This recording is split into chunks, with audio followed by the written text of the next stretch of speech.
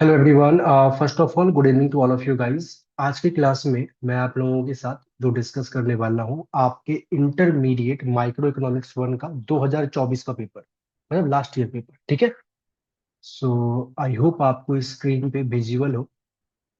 ये जो आपको क्वेश्चन दिख रहा है ये आपका बेसिकली वन सेकेंड। ठीक है। ये बेसिकली आपका 2024 का पेपर है, 2024। और दिसंबर के महीने में पेपर हुआ था। एंड माइक्रो वन का पेपर है, माइक्रो वन। ठीक है। सबसे पहले तो कुछ चीजें मैं आप लोगों को समझाता हूँ कि अगर आप बिना कंसेप्ट के इस वीडियो को देख रहे हो तो आपको बिल्कुल भी समझ में नहीं आएगा। कई सारे क्वेश्चन, कुछ क्वेश्चंस आप समझ भी लोगे बट बहुत सारे क्वेश्चन में बहुत सारा डाउट होगा। तो पहले आपको तो कंसेप्ट आने चाहिए। जो भी आपके सिलेबस का पार्ट है, जो भी आपने यूनिट नंबर वन में पढ़ा है, यूनिट नंबर टू में पढ़ा है, तो वो सब आपको अच्छे तरीके से कंसेप्ट तो आनी चाहिए। कंसेप्ट आने के बाद जो, अगर आप इस क्लास को देख रहे हो तो फिर आपको डेफिनेटली समझ में आएगी क्वेश्चन में क्या पूछा गया है एंड आपको क्या आंसर देना है। इस साल मैंने बेसिकली क्या किया कि पहले ही आपको इस क्वेश्चन का, मतलब जो भी बेसिकली आपका ये पेपर है इसको मैंने सॉल्व कर लिया है एंड मैंने सॉल्यूशन लिख भी लिया है। सो डेट कि आपको प्रॉपर तरीके से मैं बता सकूं कि आपको एग्जाम में क्या लिखना है, कितना लिखना है।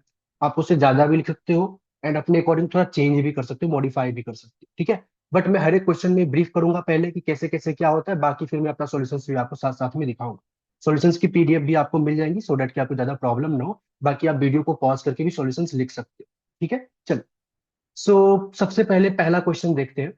अगर आप लोग को विजिबल हो, ये रहा आपका फर्स्ट क्वेश्चन। पहले क्वेश्चन में क्या बोला गया कि for each of the following utility function determine whether the underlying preference are monotonic and convex. दो चीज पे ध्यान देने की बात है आपको कि आपके पास गिवन यूटिलिटी फंक्शन दे रखा है, आपको बोला गया चेक करो कि ये मोनोटोनिक है एंड कॉन्वेक्स है यानी। ठीक है। सो मोनोटोनिक का कंसेप्ट आपने पढ़ा होगा कि जहां पे हम लोग ये बोलते हैं मोर इज बेटर।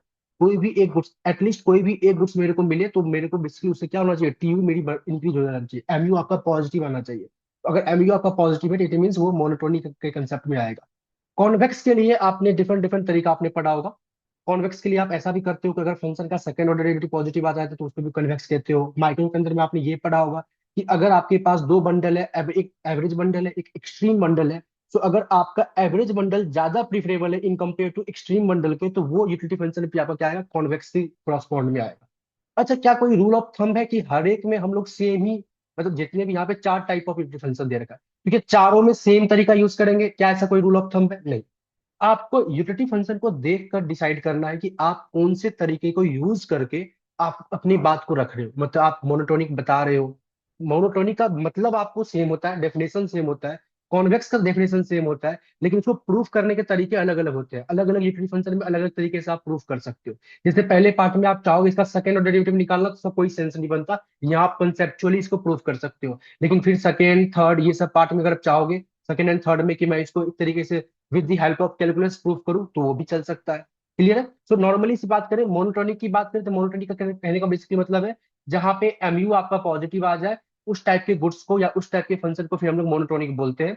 और अगर कॉन्वेक्स की बात करें तो इट मींस कि अगर एवरेज बंडल आपके रीडिंग्स के अकॉर्डिंग, अगर average bundle, utility of average bundle अगर बड़ा हो यूटिलिटी ऑफ एक्सट्रीम बंडल से, तो हम लोग बोलेंगे कि वो जो प्रीफरेंस है वो कॉन्वेक्स प्रीफरेंस।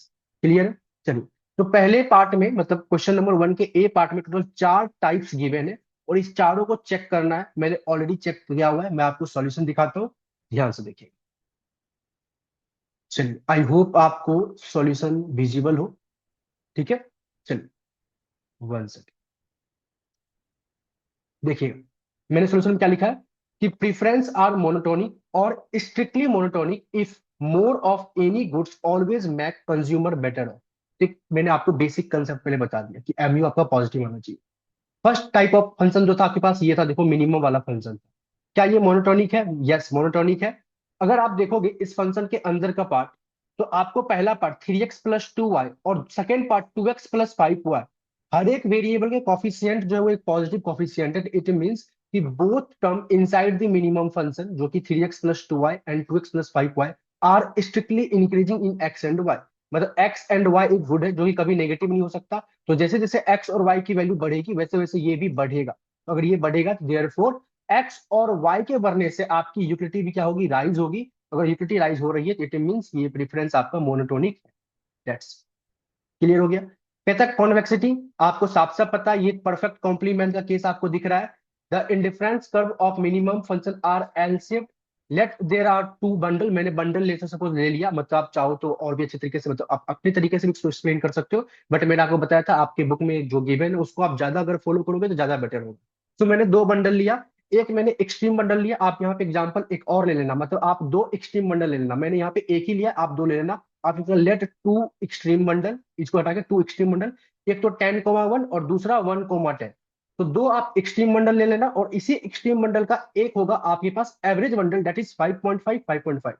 अगर आप 10,1 और 1,10, अगर ये दो एक्सट्रीम बंडल है, इसका एवरेज निकालोगे तो 5.5 एंड 5.5 आएगा, तो आप दो ले लेना, मैंने यहाँ पे एक लिया, आप दो ले लेना, ठीक है। आप जब एक्सट्रीम बंडल का यूटिलिटी निकालोगे आप अपने यूटिलिटी फंक्शन में पुट करके, तो आपको यूटिलिटी मिलेगी 25 का। यहाँ पे आपने एक्स और वाई की प्लेस पे 10,1 को पुट किया, यहाँ पे भी 10,1 पुट किया। आप एक और लिखते हैं यूटिलिटी ऑफ एक्सट्रीम बंडल, जहां पे आप यू ऑफ 1,10 लिखते और उसके बाद फिर निकालते, तो एक आपके पास और यूटिलिटी आता। फिर एक्सट्रीम बंडल से आपके पास यूटिलिटी आता, आपने क्या किया, फिर एवरेज बंडल से यूटिलिटी निकाला, तो एवरेज बंडल से आपके पास ये है, आपको साफ साफ दिख रहा है एवरेज बंडल से जो यूटिलिटी आई है वो एक्सट्रीम वाले से ज्यादा है। इट मीन्स ये फंक्शन क्या है, मेरा कॉन्वेक्स फंक्शन। बहुत ही सिंपल, तो पहले पार्ट का हम लोगों ने अच्छे तरीके से आंसर डाल दिया। आप चाहो तो यहाँ पे वीडियो को पॉज करके इसको भी लिख सकते हो, ये भी आप नोट कर सकते हो, ये भी आप नोट कर सकते हो, बाकी मैं पीडीएफ भेज दूंगा तो आप वहां से भी देख सकते हो। चलिए सेकेंड पार्ट देखते हैं। सेकेंड पार्ट में आपके पास ये फंक्शन गिवन है, आराम से मैं इसमें कैलकुलस को यूज कर सकता हूँ, तो मैंने किया वही, मैंने निकाला M U in terms of x, M U in terms of y, दोनों ही एम यू हमारे पास पॉजिटिव आए हैं, as x positive y positive पे, इट मीन्स ये मोनोटोनिक है, मतलब अगर एक्स को बढ़ाओगे तब भी यूटिलिटी बढ़ेगी, वाई को बढ़ाओगे तब भी आपकी यूटिलिटी बढ़ेगी, तो इट मीन्स की कंज्यूमर बेटर ऑफ होगा, ये मोनोटोनिक है। कहता है कि आप बेसिकली इसमें चेक करो क्या कॉन्वेक्स का, तो मैंने फिर अगेन एक एवरेज बंडल लिया, सेम डेफिनेशन से सेम एग्जांपल से एक एक्सट्रीम बंडल लिया, और साफ साफ मेरे को क्या दिख गया कि इस बार एवरेज बंडल जो है वो छोटा है in compare to extreme bundle. आप एक्सट्रीम, जैसे यहाँ पे मैंने 10,1 वाला बंडल लिया, आप 1,10 वाला भी लेते हैं ना तब भी आपको ये 101 ही आता। क्लियर है। तो इट मीन्स कि यहाँ पे एक्सट्रीम बड़ा है, एवरेज छोटा है, इट मीन्स कि ये फंक्शन कॉन्वेक्स नहीं है, ये कॉनकेव प्रेफरेंस है, तो मैंने लिखा यहाँ पे फंक्शन इज नॉट कॉन्वेक्स। जिन्होंने पहली क्लास या बेसिकली जो जिन्होंने मेरी क्लासेस देखी हुई है, आप लोगों को मैंने चार पांच ऐसे type of utility function already, मैंने आप लोगों को पांच छह different different type of function मैंने लिखकर आपको वो कॉन्वेक्स है या नहीं है प्रूफ कराया था इसी तरीके से।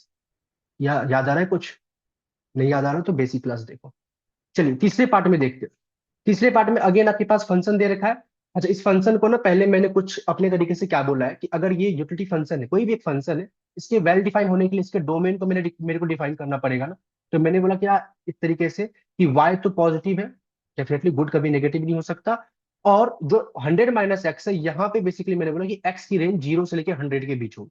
क्यों? क्योंकि मेरे को यूटिलिटी को भी पॉजिटिव रखना है, कभी यूटिलिटी को भी मैं नेगेटिव नहीं लेके जा सकता। क्लियर है। चलिए, तो मैंने एक्स की रेंज 0 से लेकर क्या लिखा, 100। अच्छा, 100 पे मैंने इक्वालिटी नहीं लगाया, क्योंकि 100 का इक्वालिटी लगा दोगे तो ये नॉट डिफाइन आ जाएगा। सो ध्यान से देखो, 0 से लेकर 100 मैंने रखा है, तो मतलब एक्स भी पॉजिटिव है, वाई भी पॉजिटिव है, और एक्स का रेंज 0 से लेकर 100 है। मान लेते अगर आप ये मेंशन नहीं भी करते तो भी कुछ ज्यादा नहीं बिगड़ता, बट मेंशन आपने कर दिया तो अच्छी बात है, ठीक है। चलिए, अब मैंने M U x M U y निकाला, जब आप एम यू एक्स निकालोगे देखो ये टर्म आ रहा है। अब इस टर्म को आप ध्यान से देख पा रहे हो कि नीचे आपके पास जो 100 - x है इसके पावर पे स्क्वायर है। अगर इसके पावर पे स्क्वायर है इट मीन्स कि नीचे वाला जो डिनोमिनेटर है वो ऑलवेज पॉजिटिव होगा, और सिंस y एक गुड्स है तो y भी एक पॉजिटिव नंबर ही हो सकता है, तो ये ऊपर वाला भी पॉजिटिव, नीचे वाला भी पॉजिटिव, ओवरऑल वैल्यू आपके पास पॉजिटिव आया, तो मतलब एम यू एक्स आपका पॉजिटिव आया। सिमिलरली एम यू वाई जब आपने निकाला है, मतलब जब इसको आप with respect to y differentiate करोगे तो आपके पास 1/100 - x आ जाएगा। ये एक तरीके से डेल यू अपॉन में del x, del u upon del मतलब पार्शियल डेरिवेटिव हुआ है। जब मैंने एम यू एक्स निकाला, इस टाइम पे मैंने यूटिलिटी फंक्शन को डिफरेंशिएट किया था with respect to x, keeping y constant, और जब मैंने एम यू वाई निकाला इस टाइम पे मैंने यूटिलिटी फंक्शन को डिफरेंशिएट किया था with respect to y, keeping x constant. I hope आप लोगों को बेसिक आता हो, ठीक है। तो मेरे पास साफ साफ दिख रहा है कि M U x M U y दोनों ही पॉजिटिव आए, इट मीन्स यस ये मोनोटोनिक है। जब बात करते हैं इसके किस चीज का, कॉन्वेक्स नेचर का, तो ध्यान से देखो मैंने क्या बोला, मैंने बोला सपोज यू इक्वल टू, मतलब ये जो फंक्शन है ना, एक मान लेते हैं ये आपके पास एक लेटर सपोज के, मतलब इसकी कोई कोई आपके पास लेटर सपोज एक वैल्यू मिल रही है यूनिटी की, कोई भी गुड एक्स एंड वाई का आप बंडल ले रहे हो, उससे आपको एक वैल्यू मिल रही है, लेटर सपोज मैंने बोल दिया उसको के, तो मेरा लेट u बराबर के, तो दिस इज इक्वल टू के, तो y बराबर दिस, मतलब मैंने इसको सॉल्व करके ये लिखा। अगर आपको याद, ध्यान थोड़ा सा इस चीज को आप समझ पाओ, मतलब कि अगर मैंने यूटिलिटी का कोई एक कांस्टेंट नंबर रख रख दिया है और उसको मैंने बस क्रॉस मल्टीप्लाई, के की वैल्यू 100 200 कुछ भी हो सकता है, जब मैंने क्रॉस मल्टीप्लाई किया तो y in terms of x में ये मेरे पास एक लीनियर फंक्शन आया है। और आपको बेसिक याद हो तो एक लीनियर फंक्शन जो है कॉनकेव भी होता है कॉन्वेक्स भी होता है, तो इसकी सेकंड और डेरिवेटिव क्या हो जाएगी, इक्वल टू जीरो हो गई। Since utility function is linear, linear IC indicate perfect substitute and it satisfy the definition of convexity. ये कॉन्वेक्सिटी की डेफिनेशन को सेटिस्फाई करता है। एक तरीके से क्वाजी कॉन्वेक्स, एक स्ट्रेट लाइन है जिसका second order derivative equal to zero आएगा, तो वो लाइन कॉनकेव भी होगा कॉन्वेक्स भी होगा, इसलिए इसको मैंने क्वाजी कॉन्वेक्स से रिप्रेजेंट किया। आप लोगों ने एमएमई में पढ़ा होगा, एक स्ट्रेट लाइन, जो स्ट्रेट लाइन होता है वो कॉनकेव भी कहलाता है कॉन्वेक्स भी कहलाता है। चलिए अब आगे देखते हैं। फोर पार्ट, फोर पार्ट में आपके पास एक मैक्सिमम फंक्शन दे रखा है बाहर, लेकिन माइनस लग गया। सबसे पहले बात करते हैं मोनोटोनिसिटी का, तो मोनोटोनिसिटी नहीं होगा, क्यों नहीं होगा ध्यान से देखो, कहता है यहाँ पे more quantity of any goods, आप किसी भी एक गुड्स की क्वांटिटी को बढ़ाओगे ना, will decrease the total utility. तो हमेशा आपको रिजिड नहीं होना है कि मैं एमयूएक्स एमयूआई निकालूंगा तभी मेरे बेसिकली बनेगा। आपको बस रिजिड किस पे होना है, डेफिनेशन पे। मोनोटोनिक का बेसिकली मतलब क्या होता है, मोनोटोनिक का बेसिक मतलब होता है कि अगर आप किसी भी एक गुड्स को बढ़ाते हो या फिर दो गुड्स को बढ़ाते हो, या तो दोनों गुड्स को बढ़ाओ या तो एटलीस्ट किसी एक गुड्स को बढ़ाओ, तो आपकी जो यूनिटी है वो बढ़नी चाहिए। तो यहाँ पे मैं क्या देख पा रहा हूँ कि अगर मैं एक्स को भी बढ़ाऊं या मैं वाई को बढ़ाऊं या इन दोनों को साथ में बढ़ाऊं, तो मेरी जो यूटिलिटी है ना वो डिक्रीज कर जाएगी। क्यों डिक्रीज कर जाएगी, तो मैंने एग्जांपल लिया, मान लेते हैं मेरे पास पहले ना 5 5 दोनों गुड्स थे, तो मेरे पास फंक्शन आ रहा था -5, क्योंकि आप यहाँ पे 5 पुट करोगे ये 5 पुट करोगे, तो मैक्सिमम ऑफ 5 5 होगा, और बाहर जो माइनस है ये आपकी यूनिटी को क्या करेगा, नेगेटिव बना देगा। सिमिलरली आपने क्या किया, किसी एक गुड को बढ़ा दिया, एक्स को आपने बढ़ा दिया 5 से 10 कर दिया। जैसे 5 से आपने 10 कर दिया, तो अब आपके पास मैक्सिमम 10,5 है। डेफिनेटली सी बात है, जो इन दोनों में मैक्सिमम नंबर होगा वही आप बाहर निकालोगे, और बाहर एक नेगेटिव उसको और छोटा कर देगा। तो अंदर में जितना बड़ा वैल्यू लोगे वो बाहर का नेगेटिव उसको उतना छोटा कर देगा, तो आपकी टोटल यूनिटी फॉल कर जाएगी। तो as x increases total unity fall कर गई है, इट मीन्स ये आपका क्या है, मोनोटोनिसिटी नहीं, मोनोटोनिक नहीं है। समझ में आ गया। अब इसी को लोग, अब जो बच्चे कई बार कहते हैं एमयूएक्स निकालूंगा एमयूआई निकालूंगा, अलग अलग तरीका सोचते हैं, नहीं, आप डेफिनेशन पे रहो और डेफिनेशन को मीट करने की कोशिश करो, देखो आराम से क्वेश्चन सॉल्व होगा। चलिए इसके बाद देखते हैं, इसको हमें ये भी प्रूव करना है कि क्या ये कॉन्वेक्स है, चेक करते हैं। मैंने लिखा let us suppose two extreme mandal, आज मैंने ले लिया दो एक्सट्रीम मंडल, एक तो 10,1 एक तो 1,10, और इसका एवरेज ले लिया 5.5। एक्सट्रीम मंडल से मेरे पास -10 आ रहा है, एवरेज से मेरे पास -5.5 आ रहा है, डेफिनेटली -5.5 जो है बड़ा है, मतलब एवरेज मंडल से यूटिलिटी ज्यादा मिल रहा है in compare to extreme bundle, it means ये कॉन्वेक्स है। क्लियर है। अगर आपको याद हो तो मैक्सिमम का जो मतलब u इज इक्वल टू, अगर आपने मेरी क्लासेस देखी है न्यूमेरिकल्स वाली, तो उसमें मैंने आपको बताया था u is equal to maximum वाला अगर कोई फंक्शन हो तो इसका जो है इन्वर्टेड एल से बनता था, कुछ ऐसा मैं बना के दिखाता हूँ, कुछ ऐसा ये बनता था आईसी, लेकिन इसके बाद जब माइनस लग गया तो ये फिर उल्टा हो जाएगा, डायरेक्ट एल शेप हो जाएगा। इट मीन्स ये क्या बन जाएगा आपका, कॉन्वेक्स बन जाएगा। क्लियर है। चलिए, तो इस तरीके से आप क्या कर सकते हो, इस चारों पार्टों का, जो चार पार्ट थे पहले एक या चार पार्ट को आंसर कर सकते हो। चलिए अब हम लोग दूसरे क्वेश्चन को देखते हैं क्या है। आई होप आपको ये समझ में आया होगा। अगर आपको इसमें कोई भी डाउट हो तो आप पूछ सकते हो। फिलहाल मैं, 1 सेकेंड गाइस, सेकेंड क्वेश्चन की ओर बढ़। चलिए, सो ये था क्वेश्चन नंबर 1 का पहला पार्ट। अब आते हैं क्वेश्चन नंबर बी का, अभी से क्वेश्चन नंबर 1 का बी पार्ट में। अच्छा, अभी जो लोगों ने क्वेश्चन सॉल्व किया ना वो 8 नंबर का था, मतलब हर एक पार्ट दो दो नंबर का था, और आप लोगों को थोड़ा सा आइडिया समझ में आ गया हो तो ये आराम से आप 8 नंबर मतलब 8 नंबर आराम से स्कोर कर पाते, अगर आपको बेसिक पता होता तो। चलिए देखते हैं सेकंड पार्ट में क्या बोला गया। जैसे 1 का बी पार्ट में बोला, assume that due to the Russian Ukraine war, ठीक है, जो बेसिकली चल रहा है, the price of petrol P increases, मतलब कि पेट्रोल का प्राइस इंक्रीज हो गया। The government decide to impose a specific tax T on the price of petrol, ठीक है, due to protest by the vehicles owner, the government simultaneously provide a lump sum rebate based on agent post tax consumption of petrol. चलिए मैं समझाता हूँ। मान लेते हैं क्या हुआ कि वार के वजह से गवर्नमेंट ने क्या किया कि पेट्रोल के प्राइस को इंक्रीज कर दिया टैक्स लगा, लेकिन जो पेट्रोल के कंज्यूमर थे, जो व्हीकल ओनर थे, उन्होंने प्रोटेस्ट किया, तो गवर्नमेंट ने क्या किया कि उसको सब्सिडी दे दिया, एक तरीके से रिबेट दे दिया। और सबसे इंपॉर्टेंट बात यहाँ पे देखने वाली ये है कि जो गवर्नमेंट ने रिबेट दिया है ना वो एजेंट के पोस्ट टैक्स कंजम्पशन को दिया है। इसका मतलब ये है कि जितना पब्लिक ने, जितना अमाउंट गवर्नमेंट को टैक्स रेवेन्यू दिया, सेम उसी अमाउंट को गवर्नमेंट ने पब्लिक को एज ए रिबेट वापस कर दिया। एक तरीके से न्यू बंडल का जो अमाउंट था, न्यू बंडल पे जो टैक्स रेवेन्यू था गवर्नमेंट को, वही बेसिकली वापस कर दिया। तो कंसेप्ट अगर आपको याद हो, अगर मेरी क्लासेस आपने देखी है, कंसेप्ट याद हो तो आपको समझ में आ जाना चाहिए था। रिबेट वाला कंसेप्ट है। और वहां पे हम लोगों ने बोला था कि अगर गवर्नमेंट जो रिबेट दे रही है, अगर वो न्यू बंडल पे देगी तो कंज्यूमर वर्स ऑफ होगा, ओल्ड बंडल पे देगी तो बेटर ऑफ होगा। तो साफ साफ दिख रहा है यहाँ पे इन्होंने क्या किया है, न्यू बंडल पे दिया है। न्यू बंडल का बेसिकली मतलब ये होता है, ये एजेंट पोस्ट टैक्स कंजम्पशन का बेसिकली मतलब यहाँ पे ये है कि जितना एजेंट ने टैक्स पे किया है ना गवर्नमेंट को, टैक्स रेवेन्यू जितनी हुई है गवर्नमेंट को, वो सेम अमाउंट वापस हो गया। इट मीन न्यू बंडल पे जितना पे हुआ होगा उतना वापस कर दिया गया होगा। आपसे क्या पूछा गया, so that agent is worse off, already हमें पता है बट इसको शो करना है, due to the tax rebate program. ठीक है, ड्रॉ अ सुटेबल डायग्राम, इसको आपको डायग्राम पे भी शो करना है। तो आई होप आप लोगों को कंसेप्ट समझ में आ गया हो। क्वेश्चन बहुत ही सिंपल है। अगर आपने डिबेटिंग टैक्स वाला कंसेप्ट वीडियो देखी है तो आपको आराम से समझ में आएगा, बट स्टिल मैं इसका आपको सॉल्यूशन दिखा। चलो, सो ठीक है, ये रहा वन का बी पार्ट। सबसे पहले कुछ इंफॉर्मेशन लिखते हैं जो हमारे पास गिवन था। इंफॉर्मेशन क्या था, let there are two goods, अगर आपको दिख रहा हो तो वन सेकेंड, आई थिंक जो लैपटॉप है थोड़ा सा हैंग कर रहा है।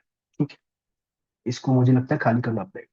चलिए, so let there are two goods, एक तो पेट्रोल है और एक कंपोजिट गुड्स है वाई, मान लिया मैंने। ठीक है, दो गुड्स मान लेते हैं मार्केट में, क्योंकि आप डायग्राम पे शो करोगे तो वाई एक्सिस पे भी कोई गुड्स लोगे ना। एक कंपोजिट गुड्स है, प्राइस ऑफ पेट्रोल पी है और प्राइस ऑफ कंपोजिट गुड्स को मैंने वन मान लिया, and consumer money income M है, और अज्यूम कर लिया there is a downward sloping convex IC. ये सब चीजें मैंने अपने मन से एक तरीके से लिख लिया। अपने मन से मतलब नॉर्मल तरीका ये आप कर सकते हो, पेट्रोल को पेट्रोल माना, पेट्रोल के प्राइस को पी माना, दूसरे गुड्स को एज ए कंपोजिट माना, मान सकते हो, उसका प्राइस को वन माना, मान सकते हो, एंड आपने कंज्यूमर की प्रेफरेंस को अज्यूम किया, कर सकते हो। चल, जैसे ही हो गया, तो जो इनिशियल बजट लाइन होगी किसी भी कंज्यूमर के लिए, वो क्या होगी कि वो पेट्रोल कितना लेगा उसके लिए प्राइस पे करेगा, कंपोजिट गुड कितना लेगा उसकी प्राइस पे करेगा, ये इसके मनी इनकम के बराबर होना चाहिए। तो this is the initial budget line A B, जहां पे पी एक्स प्लस में y equal to M R. Clear है?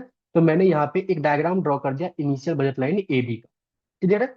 अब मैंने बोला कि इस ए बी लाइन पे ना जो ये E1 आपको दिख रहा होगा, ये E1 एक इक्विलिब्रियम है जहां पे इंडिफरेंस कर IC1 आपस में टेंजेंट हो रहे हैं। तो मेरे पास यहाँ से एक्स और वाई आया जो इनिशियल वर्क हो रहा है। So X and Y is the initial quantity. Clear, equilibrium quantity basically. अब no government imposes tax on petrol at T पर यूनिट। जिनको कंसेप्ट पता है ना उनको बहुत अच्छे से समझ में आ रहा हो, जिन्होंने खास करके मेरी क्लासेस देख रही है, देख लिख लिया है बेसिकली, जो मैंने आप लोगों को करवाया है, उस हिसाब से अगर आप काम करोगे तो डेफिनेटली समझ में आया होगा। हो सकता है आपके कॉलेज में थोड़ा और अलग तरीके से कराया, मतलब कराया हो तो माइट भी थोड़ा डिफर करे। बाकी मैं तो उसी तरीके से बताऊंगा जो मतलब मुझे पसंद है। तो नॉर्मली अभी तक तो सिंपल है कि मैंने एक इनिशियल बजट लाइन लिया, उस पर एक डाउनवर्ड आईसी बनाया जहां पे ये टेंजेंट हो रहा है, वहां से हमारे पास इक्विलिब्रियम क्वांटिटी आ गई। अब मैंने क्या बोला कि गवर्नमेंट ने क्या किया, टैक्स लगाया है पेट्रोल पे एट टी पर यूनिट। ठीक है, जैसा बोला गया था क्वेश्चन के अंदर में, उसी तरीके से मैंने हाइपोथेटिकली सारे एग्जांपल लिए। तो जैसे ही टी पर यूनिट लगेगा टैक्स, तो क्या होगा, इक्विलिब्रियम क्वांटिटी चेंज होगी। न्यूमेरिकल याद करो जो मैंने आप लोग क्लास में करवाया था। इक्विलिब्रियम क्वांटिटी चेंज हुई, एक नया x star and Y star equilibrium quantity आया आफ्टर टैक्स। क्लियर है?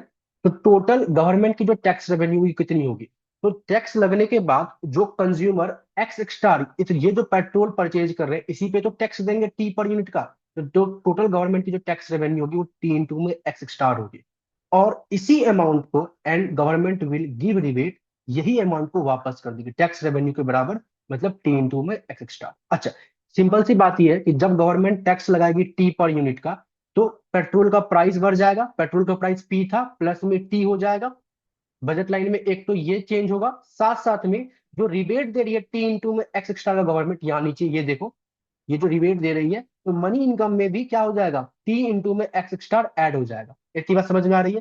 तो मैंने लिखा जो बजट लाइन होगा आफ्टर टैक्स एंड रिबेट, तो पेट्रोल का प्राइस टी पर यूनिट से इंक्रीज कर गया, और कंज्यूमर का मनी इनकम में बेसिकली जो रिबेट मिला है वो टी इंटू में एक्स स्टार मिल चुका है। और इसको जब मैंने सॉल्व किया तो मेरे पास क्या आया, ये बेसिकली ये वाला टर्म आया। ठीक है। अच्छा, एक तरीके से देखा जाए तो जब प्राइस बढ़ जाएगी, मतलब अगर स्लोप की मैं बात करूं, पुराने वाले का स्लोप क्या था, पुराने वाले बजट लाइन का स्लोप था P अपॉन में 1, मतलब कि पेट्रोल का प्राइस एंड गुड टू का प्राइस, कंपोजिट गुड का प्राइस यही होता है P1 अपॉन में P2। तो P1 पेट्रोल का प्राइस, P2 कंपोजिट का प्राइस 1 था, which is nothing but P। तो पुराने वाले का स्लोप P होगा और नए वाले का स्लोप क्या होगा, P प्लस में T होगा। तो इट मींस आफ्टर टैक्स जो बजट लाइन का स्लोप है वो बढ़ गया। तो बजट लाइन रिलेटिवली क्या होना चाहिए, स्टीपर होना चाहिए। पुराना वाला बजट लाइन ए बी था ये, और इससे नया वाला बजट लाइन रिलेटिवली स्टीपर हो गया। दिख रहा है आप सब। चलिए, और डेफिनेटली सी बात है कि टैक्स प्राइस बढ़ेगा तो आप क्या करोगे, डिमांड को कम कर लोगे। तो डिमांड को आपने कम किया, एक्स स्टार ये आया। ये एक्स स्टार क्या है, आफ्टर टैक्स इक्विलिब्रियम, ये आपने डायग्राम पे शो कर दिया। क्लियर है। अब आगे देखते हैं इन्होंने क्या लिखा। चलिए, अब पढ़ते हैं। बोला when government imposes tax price of petrol is increase, जो हम लोगों ने अभी तक देखा उसी को हम लोग यहाँ पे लिख रहे हैं। For simplicity it is assumed that increase in price will be equal to size of tax which means entire tax burden is on buyer. मतलब हम लोगों ने जो टैक्स यहाँ पे लगाया ना, तो एक सेमेस्टर वन का टैक्स कंसेप्ट याद करो। टैक्स लगने के बाद बायर सेलर दोनों पे तो इम्पैक्ट पड़ता है ना। तो सिंप्लिसिटी के लिए मैंने बोला कि जो भी टैक्स लगा है वो पूरा का पूरा किस पे लगा है, बायर के लिए लगा है। अगर मान लेते हैं ये वाला टर्म, ये जो बेसिकली इतना अगर आप नहीं लिखते हो अपने पेपर में तब भी कोई बात नहीं, और लिख देते हो तो आपको जो एग्जामिनर है वो हंस के नंबर देगा, क्योंकि आप एक तरीके से ये भी मेंशन कर रहे हो कि टैक्स का पूरा बर्डन बायर पे पड़ रहा है। अब आगे देखो क्या लिखा गया है। Since the rebate is based on agents post tax consumption, जो क्वेश्चन में आपके दे रखा था, this means the government calculates the rebate such that it exactly returns the tax revenue collected from the specific agents. तो जो rebate होगा वो exactly बराबर होगा जितना टैक्स रेवेन्यू कलेक्ट किया गया था एजेंट से। क्लियर है। चलिए अब आगे ध्यान से देखो। ये जो E1 है जो पहले आप ले रहे थे, और ये जो E2 है जो बाद में आप ले रहे थे, ध्यान से ये E2 और E1 क्लियर है। ध्यान सुनिएगा, एक अच्छी बहुत इंपॉर्टेंट बात। जो आपके पास ये जो E2 है, क्या ये E2 आप पहले भी परचेज कर पाते, E2 वाला बंडल क्या आप पहले भी ले सकते थे, क्या E2 वाला बंडल आपके पुराने वाले बजट कंस्ट्रेंट पे लाई करता है। यस, लाई कर रहा है ना। रेड कलर इज योर पुराना वाला बजट कंस्ट्रेंट। ठीक है। और पुराने वाले बजट में इनिशियली आप E1 ले रहे थे, और टैक्स और रिबेट के बाद आप E2 ले रहे हो। इनिशियली आप E1 ले रहे थे, टैक्स एंड रिबेट के बाद आप E2 ले रहे हो। तो ध्यान से सुनिएगा, क्या E2 आप पहले ले सकते थे। यस, ले सकते थे, क्योंकि E2 देखो आपका पुराना वाला बजट लाइन पे लाइक करता है, तो मतलब पहले भी आप ले सकते थे। बट आपने पहले नहीं लिया, पहले आपने E1 लिया। इसका क्या मतलब है कि E1 ज्यादा प्रीफरेबल था आपके लिए। बट आज आप क्या ले रहे हो, E2 ले रहे हो। अच्छा, क्या नए वाले बजट लाइन पे E1 अफोर्डेबल है। नहीं। क्या नए वाले पे आप E1 ले सकते हो, नहीं ले सकते हो। तो पुराने वाले पे आप E1 E2 दोनों ले सकते थे, बट आपने E1 लिया, इट मीन्स E1 ज्यादा बेस्ट होगा। नए वाले पे आप E1 ले ही नहीं सकते, तो आपको मजबूरन E2 ही लेना पड़ा। इट मीन्स आप क्या हुए, वर्स ऑफ हुए है ना।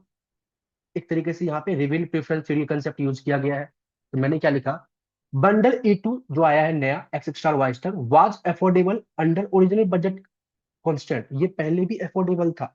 और ध्यान से देखोगे ना, तो जब आपने इसको सॉल्व करके लेके आए हो ना, देखो ये बिल्कुल हूबहू मैच करेगा आपको ऊपर वाला के जैसा, इससे मैच कर रहा है। डिफरेंस बस क्या है, एक्स और वाई का। यहाँ पे एक्स वाई है, और यहाँ पे एक्स स्टार वाई स्टार है, बाकी सब सेम है। इसका क्या बेसिकली मतलब है कि दोनों ही बजट लाइन पे हम पुराना वाला बंडल को ले सकते थे, मतलब जो बजट लाइन था, मतलब दोनों ही point X star Y star और एक्स और वाई दोनों ही मैं इनिशियल बजट लाइन पे ले सकता था। लेकिन मैंने पहले नहीं लिया, तो ये मैं लिख रहा हूँ बेसिकली, बंडल E2 जो था was affordable under the original budget constraint also but it was not purchase, उसको परचेज नहीं किया गया था। Therefore from the revealed preference argument we can say that consumer is worse. Simple सी बात है। चलो, तो आई होप आपको समझ में आया करना क्या था, क्या डायग्राम पे बेसिक चीजें शो करनी थी। मेन आपका ये था, ये आपने शो कर दिया। और ये मेन इंपॉर्टेंट पॉइंट था, ये वाला और ये वाला, दैट्स, ये ऊपर वाला आपने एक्स्ट्रा ऐड कर दिया जो कि आपके आंसर को और अच्छा बना। चलिए, तो ये समझ में आ गया। This is the question number 1 का बी पार्ट। अब मैं आगे बढ़ रहा हूँ। आई होप इंटरनेट अब स्टेबल हो। चलिए, दिस इज, ये 6 नंबर का था, तो आई थिंक 8 और 6 14 नंबर का क्वेश्चन हम लोगों ने कर लिया है। अब आते हैं सी पार्ट। ये भी बहुत सिंपल क्वेश्चन था ना, जिन्होंने थोड़ा सा बेसिक पढ़ा वो आराम से सॉल्व कर सकता है। सी पार्ट में देखते हैं क्या बोला।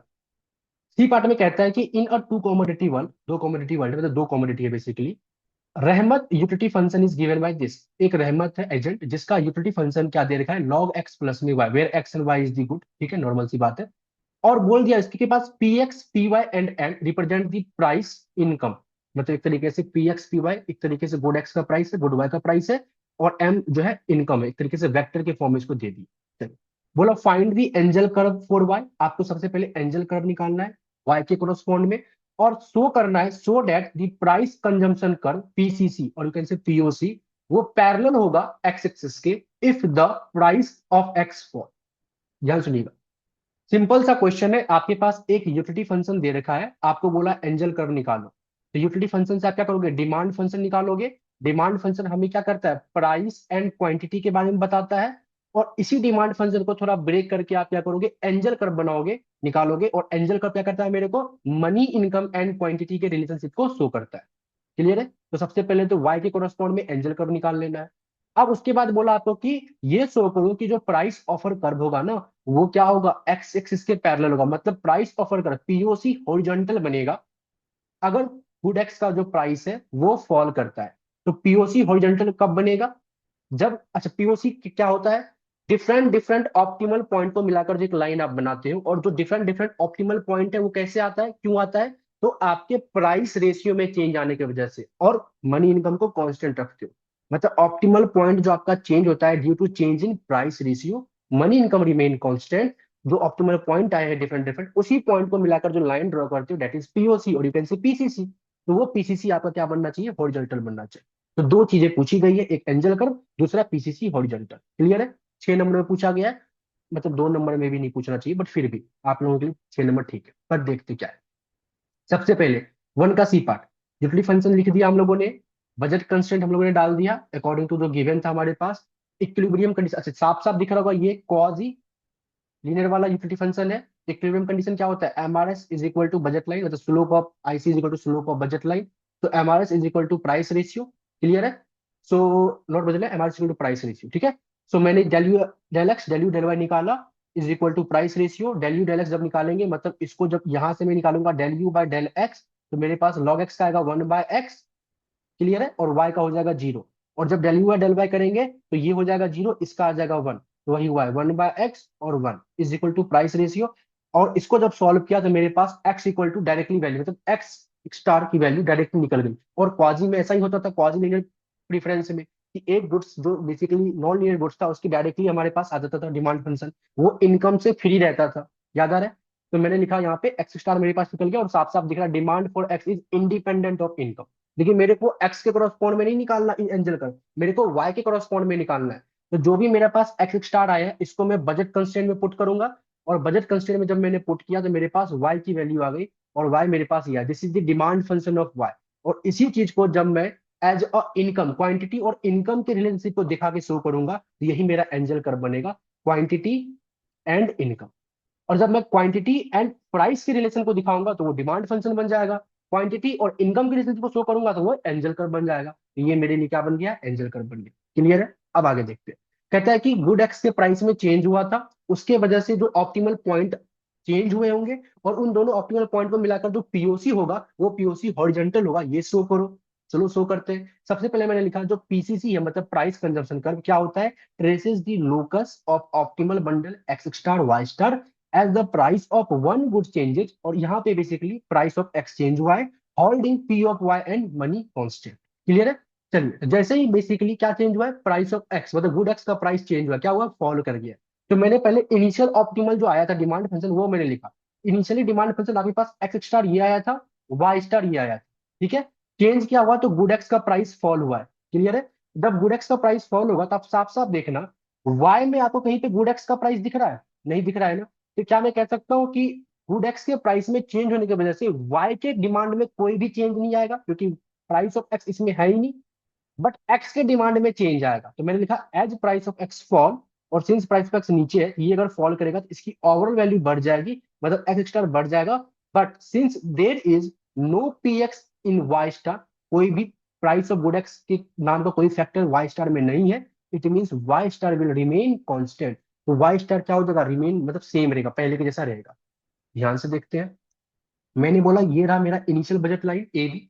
इनिशियल सिनेरियो में जब मेरे पास प्राइस था p x P y m, और इनिशियली मेरे पास मान लेते ये इक्विलिब्रियम आ रहा था, तो मैंने जानबूझकर देखो आईसी कैसा बनाया है, थोड़ा स्टीपर फिर फ्लैटर, जैसे बनाते थे convex quasi concave quasi linear में, थोड़ा स्टीपर फिर फ्लैटर, ऐसे सिखाया था ना आप लोगों को, देखिए। चलिए, सो मैंने बोला कि ये मेरे पास इनिशियल बजट लाइन है, मैंने बोला E1 जो है इक्विलिब्रियम पॉइंट है, यहाँ से मेरे पास X star and Y star आया, किसी वजह से गुड एक्स के प्राइस में चेंज हुआ, पी एक्स डैश आ गया, पी वाई सेम है, मनी इनकम सेम है, तो जो न्यू बजट लाइन बनेगा वो रिलेटिवली क्या बन जाएगा, बोलो, स्टीपर बनेगा ना, क्योंकि स्लोप बढ़ जाएगी ना। स्लोप क्या होती है, पी एक्स अपॉन में पी वाई, पी एक्स बढ़ जाएगा तो ये बन गया। ओके, सॉरी फॉल, या सॉरी नॉट स्टीपर, फ्लैटर बना है, वही मैं सोच रहा था। पी एक्स आपका फॉल हुआ है तो स्लोप कम हुआ है, तो ये और ये तो थोड़ा डायग्राम थोड़ा फ्लैटर हो गया, तो न्यू बजट लाइन आपके पास ए बी डैश आ गया, और कहता है कि न्यू इक्विलिब्रियम में वाई सेम रहेगा, एक्स बस क्या रहेगा, चेंज होगा। तो डेफिनेटली एक्स क्या चेंज हुआ था, तो जब न्यू इक्विलिब्रियम किया था आपने तो आपका एक्स बढ़ गया था और वाई आपका रिमेन सेम था, तो मैंने क्या किया, y को रिमेन सेम करते हुए x को बढ़ा दिया, तो ये मेरे पास नया इक्विलिब्रियम आया E2 पॉइंट। दिख रहा है E2 पॉइंट, ये रहा E2 पॉइंट। क्लियर है। और इन्हीं दो ऑप्टिमल पॉइंट को मिलाकर जो एक लाइन ड्रॉ करेगा, दिस इज पीओसी। क्या मेरा पीओसी हॉरिजॉन्टल है, यस। अगर y एक्सिस का वैल्यू चेंज ही नहीं हो रहा, ओनली x एक्सिस का वैल्यू चेंज हो रही है, तो इट मींस वो लाइन कौन सा लाइन है, हॉरिजॉन्टल एक्सिस है ना, पैरेलल टू x एक्सिस की जो लाइन है। तो मैंने लिखा x star is the initial equilibrium quantity, x1 star is a new equilibrium quantity after ex fall, ठीक है, and y star remain constant, therefore the line connecting the optimal point is pcc, is a horizontal line which is parallel to the x axis। ये आपको show करना था, आपने अच्छे तरीके से शो कर दिया, एग्जामिनर हंस के नंबर आपको दे। क्लियर है। चलिए, तो क्वेश्चन नंबर 1 मैंने आप लोग को अच्छे तरीके से करवा दिया, आई होप आपको समझ में आया होगा, एंड ये 20 मार्क्स का था। आप अच्छे तरीके से लिखते हैं तो आपको 20 मार्क्स आराम से मिल भी जाएंगे। क्लियर है। चलिए, अब आते हैं हम लोग क्वेश्चन नंबर 2 के ऊपर। कहाँ से स्टार्ट है क्वेश्चन नंबर 2, ये रहा क्वेश्चन नंबर 2, वेरी। देखते क्या बोला। क्वेश्चन नंबर 2 के पहले पार्ट में बोला कि assume that the Delhi government wants to decrease the consumption of water. Okay, जो दिल्ली गवर्नमेंट है वाटर के कंजम्पशन को कम करना चाहती है। It creates an incentive to do so by providing water at a low price if its consumption is लो।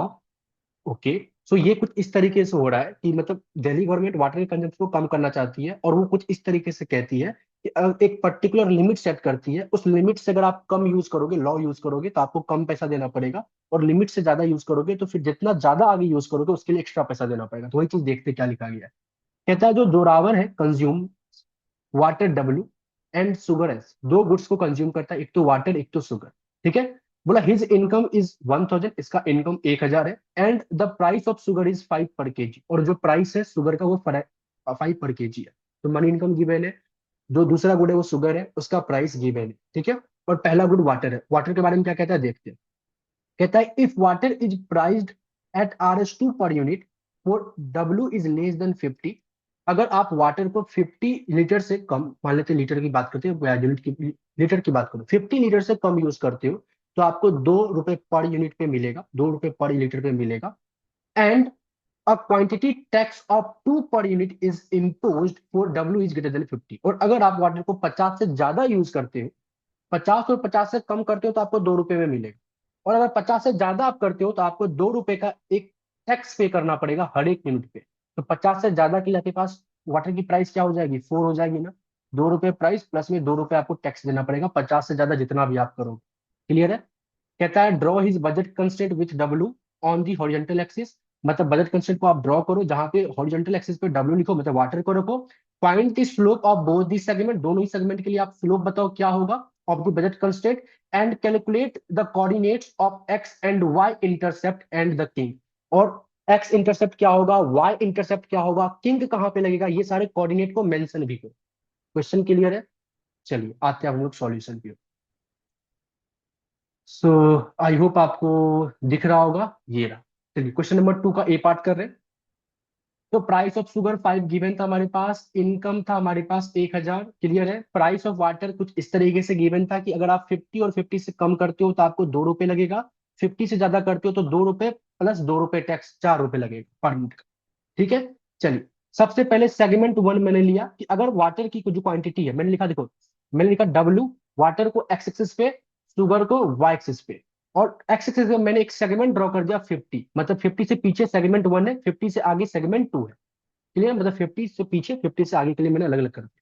तो मैंने लिखा सेगमेंट 1, जब 50 से कम आप वाटर यूज करोगे तो ऑन द टाइम जो बजट कंस्टेंट आपका बनेगा पी डब्ल्यू इंटू में डब्ल्यू प्लस में p s s m, normally जो मैंने लिखा है। तो पी डब्ल्यू मतलब वाटर की प्राइस 2 रुपए होगी, शुगर की प्राइस 5 रुपए होगी, तो 2W प्लस में 5S इज इक्वल टू 1,000 होगा। स्लोप निकालोगे तो डेफिनेटली सी बात है, स्लोप क्या होता है, प्राइस ऑफ वाटर अपॉन में प्राइस ऑफ शुगर, और बाहर माइनस लगाओगे, डेफिनेटली सी बात है, तो स्लोप आएगी आपके पास -0.4। क्लियर है। और यहाँ पे इस वाले में देखना, अगर इस वाले में ध्यान से देखिएगा, अगर यहाँ पे अगर आप वाटर की क्वांटिटी को जीरो करते हो तो शुगर मैक्सिमम आप 200 ले पाओगे। तो देखो वाटर की क्वांटिटी जब जीरो करोगे तो शुगर की क्वांटिटी आप मैक्सिमम 200 ले पाओगे।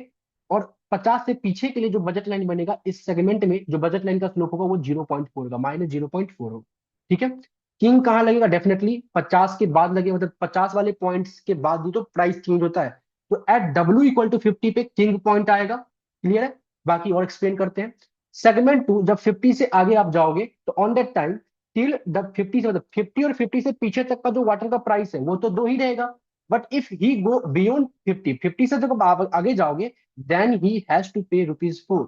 But he has already spend 100 on water till W equal to 50। मैंने थोड़ा कंस्टेंट बनाने की कोशिश की, तो मैंने बोला कि कुछ इस तरीके से कि जैसे आप 50 से आगे जाओगे तब आपको वाटर का प्राइस क्या पे करना पड़ेगा, 4 रुपए के हिसाब से पे करना पड़ेगा। तो 50 से आगे आप तब जाओगे ना जब आप शुरुआत के 50 लीटर को यूज कर लोगे। और शुरुआत के 50 लीटर जो आप यूज करोगे तो उसके लिए कितना पे आप करोगे, 2 रुपए के हिसाब से 100 रुपए पे करोगे ना। तो मैंने वही चीज लिखा कि आप इस वाले सेगमेंट 2 में जाने के लिए पहले आपको सेगमेंट 1 का सारा पानी यूज करना पड़ेगा। और सेगमेंट 1 का सारा पानी यूज करने के लिए आपको 100 रुपए अपने मनी इनकम से खर्च करने पड़ेंगे। तो इस हिसाब से मैंने कुछ डायग्राम खुद क्या किया, मैंने लिखा, मैंने बोला कि पहले तो आपने 100 रुपए का पानी यूज कर लिया है, W-50, मतलब 50 से आप आगे के लिए वाटर जो भी लोगे उसके लिए आपको 4 रुपए पर देना पड़ेगा। और शुगर तो 5 रुपए kg है, इज इक्वल टू 1,000। क्लियर है। मतलब नॉर्मली देखा जाए तो अगर इसको और सिंप्लिसिटी में देखा जाए तो ध्यान से देखिएगा, 4W मतलब वाटर का प्राइस अब 4 रुपए हो गया है, शुगर का प्राइस सेम उतना ही है। क्लियर है। और 900 बेसिकली आपने का मनी बेसिकली क्या हो गया, एक तरीके से मनी इनकम हो गया, क्योंकि 100 का आपने ऑलरेडी कर लिया है। और 4 इंटू में 50 ये बेसिकली क्या है, अकॉर्डिंग टू दिस, मतलब 50 इंटू में 4, मतलब कि प्राइस अगर 4 रुपए होता है, प्राइस क्योंकि आप 50 से आगे सेगमेंट को बढ़ाओगे तो प्राइस आपको 4 मान के चलना पड़ेगा ना। तो जब प्राइस 4 मान के चलोगे तो 50, शुरुआत के 50 के लिए 200 का, मतलब ऑलमोस्ट आपने 200 के अप्रोक्सीमेटली का, मतलब ऑलमोस्ट मतलब एग्जैक्टली 200 का आपने पानी यूज कर लिया है। तो वो बेसिकली मैंने लिखा, मतलब ऐसा लिखा मैंने, W-50, इसके आगे के लिए जो प्राइस होगा वो 4 होगा, प्लस में 5S, और 50 ऑलरेडी आपने यूज कर लिया है तो आपके मनी इनकम में से 100 रुपए माइनस हो जाएंगे। 1,000 माइनस में 100, 900। और इसी चीज को मैंने जब सॉल्व किया तो मैंने ये मेरे पास आया, इसको सॉल्व करने के बाद मेरे पास ये आ गया, 4W 5S is equal to 1100। Slope मैंने निकाला तो -0.8 आया, बट स्लोप कंपेयर करते हैं एब्सोल्यूट टर्म में, तो -0.8 का एब्सोल्यूट टर्म 0.8 आएगा और इसका 0.4 आएगा, तो 0.8 वाला बड़ा है, तो ये डायग्राम स्टीपर बना। और सेगमेंट 2 का जो स्लोप है वो -0.8। क्लियर है। लेकिन स्लोप जब कंपेयर करेंगे तो एब्सोल्यूट में करेंगे, दैट्स वाई आपको नीचे वाला डायग्राम स्टीपर दिख रहा होगा। This is the budget constraint. जहां पे किंग कहां पे लगा आपको, तो एट 50 पे आप क्या कर रहे होते, 100 रुपए का पानी लेते, बाकी के 900 रुपए का आप शुगर परचेज कर रहे थे, जो कि 180 kg आपको शुगर मिलता। तो 50,180 is your king point. Initially आपका वाई जो इंटरसेप्ट है, मतलब शुगर का इंटरसेप्ट है 200 का, और ये जो इंटरसेप्ट है मतलब वाटर का वो 275 का। 275 का कैसे है, ध्यान सुनिए। कहता है कि आपके पास टोटल 100 रुपए, 1,000 रुपए था मनी इनकम का। तो शुरुआत के 50 लीटर के लिए आपने 100 रुपए खर्च किए, तो 100 रुपए में आपको 50 लीटर मिला, बचा आपके पास 900 रुपए। और 900 के लिए कितना करोगे, तो 900 डिवाइड बाई 4, इसके बाद के लिए वाटर की प्राइस 4 होगी। तो 900 डिवाइड बाई जब 4 करोगे तो ये 225 आ जाएगा, 225 और 50, ये 275 आ जाएगा। तो इंटरसेप्ट भी मैंने अच्छे तरीके से आपको लिख लिया। ठीक है। बहुत ही बेसिक क्वेश्चन है, बजट कंस्ट्रेंट आपने पढ़ा है तो आराम से आपको समझ में आ जाना चाहिए। बट स्टिल कोई डाउट हो तो प्लीज पूछ लेना। और मेरे कैलकुलेशन में कहीं पे किसी को मिस्टेक लगे या लगे कि नहीं इसको और भी अच्छे तरीके से कर सकते हैं तो प्लीज मेरे साथ अपना आंसर जरूर शेयर कर। चलिए। सो अब हम लोग नेक्स्ट क्वेश्चन की ओर बढ़ते हैं। ये रहा। चल, अब आते हैं 1 का बी, सॉरी 2 का बी पार्ट में। देखते क्या बोलता है। आई थिंक टू का बी है ना, हाँ। बोला कि Chahat a modern day entrepreneur produces tomato X and mushroom Y. ठीक है। She also consume the vegetable and her utility function given है। ठीक है। She produces 30 kg of x and 10 kg of Y. इसके एंडोमेंट गिवन है, given that the market price vector is 5,5 और market का price भी गिवन है। कहता है if p y rises price of y, basically price of mushroom अगर बढ़ जाता है टू 15, अगर 5 से 15 हो जाता है and price of x remain unchange, तो आपको कैलकुलेट करना है the substitution, the income and the endowment income effect associated with the price change. तो सबसे पहली बात, तो अगर आप साफ साफ देखो तो जो गिवन चाहत है ना, जो एजेंट है, इसकी यूटिलिटी फंक्शन आपको परफेक्ट कंप्लीमेंट दे रखा है। बताओ परफेक्ट कंप्लीमेंट में सब्सटीट्यूशन इफेक्ट क्या होता है ऑलवेज? दिमाग लगाओ। जीरो। तो सब्सटीट्यूशन इफेक्ट जीरो होगा, ये तो पता चल गया क्यों होगा। क्योंकि किसी एक गुड्स को बढ़ाकर आप परफेक्ट कंप्लीमेंट में अपने यूटिलिटी को नहीं बढ़ा सकते।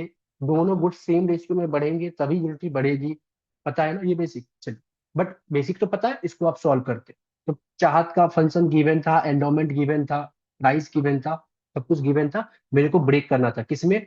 सब्सटीट्यूशन में, इनकम में और एंडोमेंट इनकम में। इनकम को यहाँ पे ऑर्डिनरी इनकम इफेक्ट कहते हैं और ये एंडोमेंट इनकम इफेक्ट होता है। ठीक है। चलिए। सो ये रहा हमारे पास 24। देखते हैं क्या बोले। मेरे पास यूटिलिटी फंक्शन है मिनिमम एक्स कोमा वाई का, good x and good y का प्राइस मार्केट में गिवन है और चाहत का एंडोमेंट गिवन है कि उसके पास ऑलरेडी 30 यूनिट एक्स का है और 10 यूनिट वाई का है। तो इस हिसाब से जो चाहत की इनिशियल वेल्थ होगी और एक से जो मनी इनकम होगी M1 इनिशियल, वो क्या होगी? 30 × 5, 10 × 5 बराबर 200। तो चाहत की मनी इनकम 200 आ गया। क्लियर है। चाहत का यूटिलिटी फंक्शन ये रहा और गुड एक्स और गुड वाई का प्राइस ये रहा। ठीक है।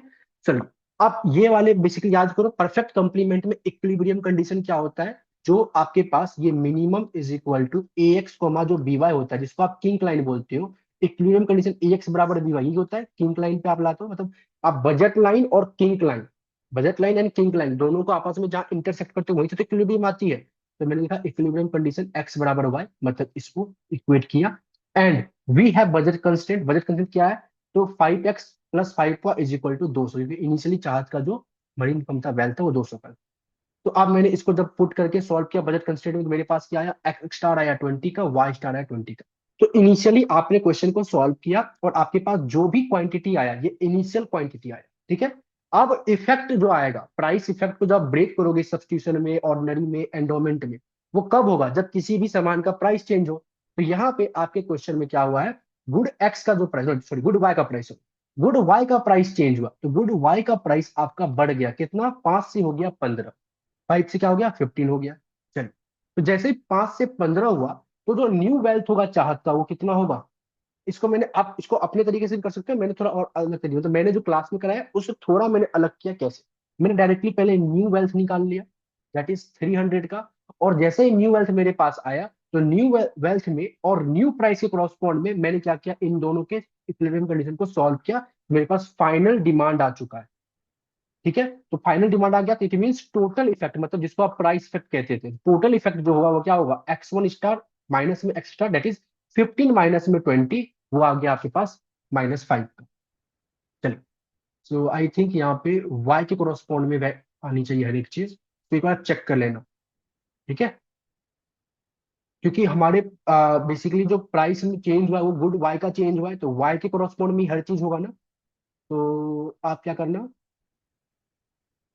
मतलब वैल्यू चेंज है, मतलब जहां जहां मैंने ये लिखा ना x1 स्टार एक्स स्टार, यहाँ पे आप लिखो ना y1 स्टार माइनस में y स्टार, या मैं चेंज ही कर दूं।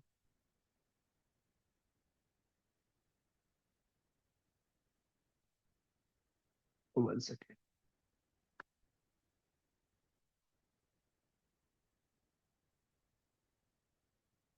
y1 star and y star. So y1 star मेरे पास आया है 15 और y स्टार आया था मेरे पास 20। क्या वही था? यस, y स्टार हमारे पास था 20। ठीक है। चलिए। सो अच्छा, एक बार कंजम्पशन का क्वेश्चन देख ले किसमें चेंज पूछा गया है। ठीक, calculate the substitution effect, income effect, endowment income effect associated with the price changes. ठीक है, तो प्राइस चेंजेस मतलब वाई में अगर हुआ है तो वाई के कॉरस्पॉन्ड में हर एक चीज चेंज होगी, तो आप वाई के कॉरस्पॉन्ड में लिखें। चलिए, तो मेरे पास ये आ गया, इसको मैं थोड़ा सा, 1 सेकेंड गाइस। ओके, आप ध्यान देखिएगा, हमें पता है कि जो टोटल इफेक्ट होता है वो क्या सब होता है, सब्स्टिट्यूशन इफेक्ट प्लस में ऑर्डिनरी इफेक्ट और एंडोमेंट इफेक्ट। ऑर्डिनरी इफेक्ट आप कैसे निकालते थे, याद आ रहा है आप लोगों को?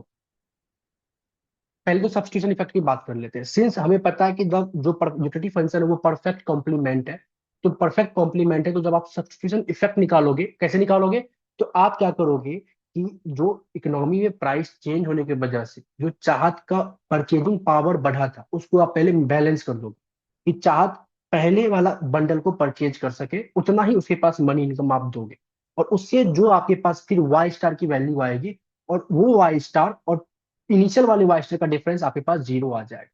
ये ऑलरेडी आपको पता है, तो मैंने लिखा कि in case of perfect complement utility function, ठीक है, in case of perfect complement utility function substitution effect is always zero. तो सबसे पहले सब्स्टिट्यूट तो क्या हो गया, जीरो हो गया। क्लियर है? आप क्या कहता है, सब्स्टिट्यूट तो जीरो हो गया, अब बोलता है कि जो मनी इनकम पहले थी, चाहत की जो मनी इनकम पहले थी पहले वाली प्राइस पे, वो मनी इनकम चाहत को दोबारा से दे दो, और देखो वो क्या परचेज करता है, सो डेट उसकी परचेजिंग पावर बढ़ेगी ना। तो परचेजिंग पावर बढ़ने की वजह से जो एक्स्ट्रा वो कर रही है उसको हम लोग बोलते हैं ऑर्डिनरी इनकम इफेक्ट। यहाँ पे हम लोग क्या करेंगे, अज्यूम करेंगे नॉमिनल इनकम को फिक्स रखते हैं, जो नॉमिनल इनकम पहले वाला था, मतलब याद करो पुराना वेल्थ क्या था, 200, तो मैंने नॉमिनल इनकम को फिक्स रखा, और उसके बाद फिर इक्विलिब्रियम निकाला नए प्राइस पे, नॉमिनल इनकम को फिक्स रखा और नए प्राइस पे इक्विलिब्रियम निकाला, तो मेरे पास यहां से जो वैल्यूज आएंगी, ठीक है, अच्छा इसको जब सॉल्व करते हैं ना, तो ये y के कॉरस्पॉन्ड में आता है, इस चीज को आप, या तो लो मैं यहाँ पे साफ साफ कर ही देता हूं। ठीक है, तो मेरे पास x is equal to y है ना, तो मैं क्या कर रहा हूँ, 5y, 15y, 20y, और डोंट, वो आज अनस्टेबल है, आई थिंक मुझे लैपटॉप चेंज करने की जरूरत है अब, पर ठीक है, अभी फिलहाल तो काम इसी से करना पड़ेगा, बिकॉज ये फुल हो चुका है सारे डॉक्यूमेंट्स वगैरह से। 1 सेकेंड गाइस।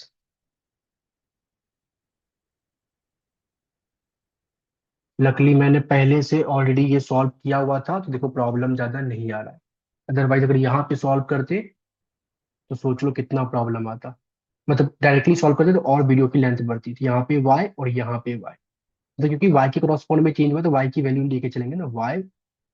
ठीक है, चलिए, तो यहाँ पे सबसे पहले बात करते हैं, तो हम लोगों ने क्या किया, जो मनी इनकम नॉमी इनिशियल वाली थी उसको मैंने दे दिया इसको, और नए प्राइस पे देखा कि ये कितना वाई लेना चाहता है, तो वाई की वैल्यू आएगी 10। तो अब मैं क्या कर रहा हूँ, जो इनिशियल था इनके पास वो, और ऑर्डिनरी, इनके बीच का जो डिफरेंस आया है उसको हम लोग बोलते हैं ऑर्डिनरी इनकम इफेक्ट। पता है आप लोगों को, तो ये निकाल दे, नहीं पता है तो पहले कंसेप्ट देखो, मैंने आपको क्लास के स्टार्टिंग में बोला था, आपको सॉल्यूशन तभी समझ में आ गई जब आपको कंसेप्ट पता हो। ठीक है, अब आते हैं एंडोमेंट इनकम इफेक्ट, ये क्या होता था, तो याद करो कि सिंस जो चाहत का वेल्थ है, जो चाहत का मनी इनकम है, उसका क्या रिसोर्स है, वो एक तरीके से उसके एंडोमेंट ही तो आता है, तो एंडोमेंट में उसके पास गुड एक्स था, गुड वाई था, तो अगर मार्केट में गुड वाई का प्राइस जो चेंज हुआ है, तो गुड एक्स उसकी वजह से चाहत का जो मनी इनकम है वो भी तो चेंज होगा, तो आप एग्जैक्टली जो मनी इनकम चाहत का चेंज होगा मार्केट के प्राइस से, वो भी आप उसको मैनेज करके दो। तो आपने क्या किया, ध्यान सुनिएगा, मैंने क्या किया इस चीज को निकालने के लिए, सबसे पहले एक्स वन स्टार हम लोगों ने ऑलरेडी निकाला था, दैट इज 15, ये वाला, ये तो वही ये तो वही अमाउंट था ना जिसमें आपने क्या किया, चाहत की मनी इनकम को चेंज किया था, देखो एक्शन स्टार टोटल इफेक्ट के बाद, ये बेसिकली बाद में आप पाते, मतलब जो चीज मैं बाद में सॉल्व करता उसको मैंने इनिशियली सॉल्व करके टोटल इफेक्ट निकाल लिया। पहले आपको क्वेश्चन में याद करो, जब पहली क्लास में मैंने बताया था, पहले टोटल इफेक्ट प्राइस इफेक्ट का पहले चेंज बता दिया था, जब सिलेक्ट की यूज पढ़ रहे थे, तो उसके बाद फिर ब्रेक किया। तो नॉर्मली हम लोग अभी तक क्या प्रोसेस यूज करते थे, पहले सब्स्टिट्यूशन इफेक्ट निकालते थे, फिर ऑर्डिनरी इनकम निकालते थे, फिर एंडोमेंट इनकम निकालते थे। तो मैंने सब्सटीट्यूशन निकाला, ऑर्डिनरी का, फिर एंडोमेंट निकाला। बस एंडोमेंट की मैंने कैलकुलेशन पहले कर ली। क्या पहले कर ली? मैंने क्या बोला, एंडोमेंट इनकम इफेक्ट निकालने के लिए जो प्राइस में चेंज आया तो प्राइस में भी चेंज करोगे, और प्राइस में चेंज आने की वजह से जो चाहत के एंडोमेंट वाली वेल्थ में चेंज आएगा उसको भी करोगे। तो वो तो आपने ऑलरेडी कर लिया ना, कि चाहत के पास 30x था, 5 प्राइस उसका, 10y था, और उसकी प्राइस 15 आपने कर दी, इससे जो चाहत की इनकम आई। क्लियर है? तो न्यू बजट आपके पास ये बन गया। तो इससे आपके पास जो आया था ये फाइनल वाई स्टार था ना। क्लियर है? तो आप इसको आप यहाँ पे लिख रहे हैं, यहाँ पे बेसिकली इसको आप लिखोगे, जहां पे एक्स स्टार था इसको आप वाई स्टार कर दोगे, इस तरीके से। ये होगा एक्स, सॉरी फिर से एक्स लिख दिया, ये होगा आई थिंक आपका वाई, और यहाँ पे आपके पास आएगा वाई। ठीक है? तो पहले वाई था आपके पास 15, ऑर्डिनरी में आपके पास आया 10, जो डिफरेंस आया this is your endowment income effect. अब ये एंडोमेंट इनकम इफेक्ट कितना का है? 5 का। और आपको पता है टोटल इफेक्ट होता है सब्स्टिट्यूशन इफेक्ट, ऑर्डिनरी इफेक्ट और एंडोमेंट इफेक्ट। और साफ साफ देखो वो आपको मैच भी कर रहा है। टोटल इफेक्ट आपने इनिशियली निकाल दिया था 5 का, ये 0, ये -10 और +5, ये आपको मैच भी आपको करता दिख रहा होगा। तो ये एक तरीके से आपने सारे इफेक्ट्स भी निकाले और उसको वेरीफाई भी आपने ऑलरेडी कर दिया। ठीक है? आप चाहो तो इसको अपने तरीके से, जैसे मैंने क्लास में जैसे बताया था ना वैसे भी कर सकते हो, बट मैंने वैसे ही मैंने किया है। बस किया किया है मैंने यहाँ पे जो मैं कैलकुलेशन करता ना एंडोमेंट इफेक्ट निकालने के लिए, देखो यहाँ पे जो मैं कैलकुलेशन बीच में करता, इस चीज की कैलकुलेशन मैंने ऑलरेडी यहाँ पे पहले कर दी।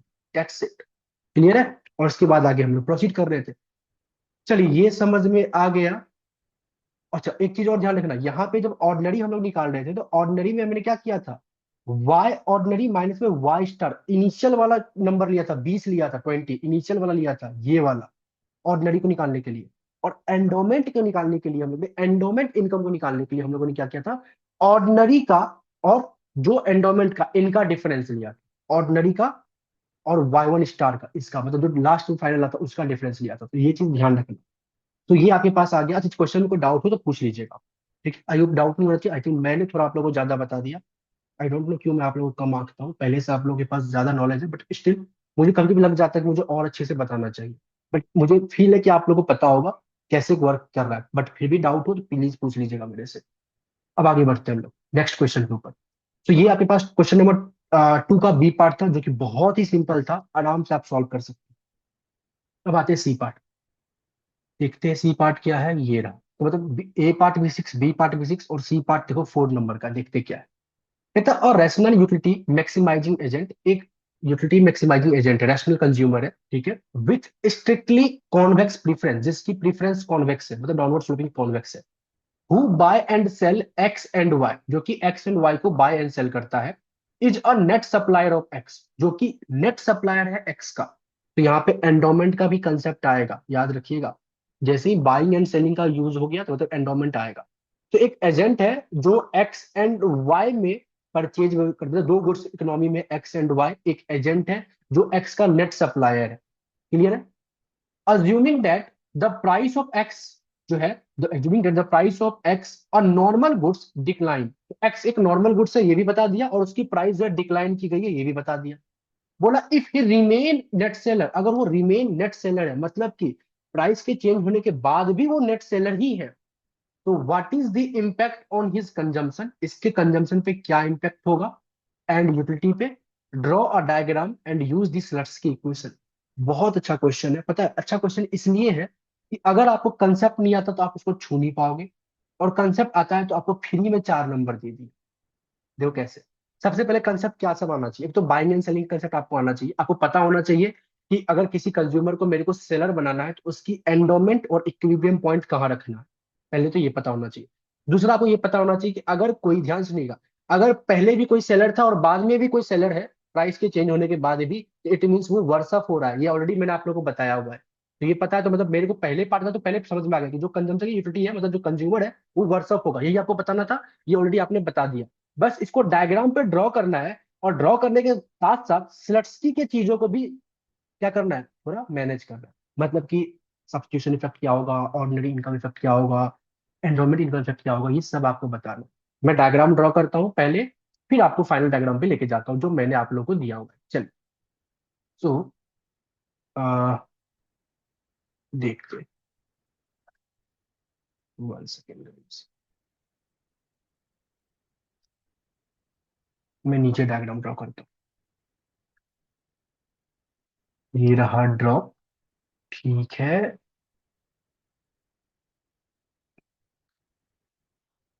कुछ चीजें आपको याद होनी चाहिए, याद कहाँ से करनी है मैं आपको बताऊं। चलिए, सो मैंने बोला लेटर सपोज ये रहा वो गुड एक्स जिसमें पूरी कहानी हो रही है, ये रहा गुड वाई, ठीक है।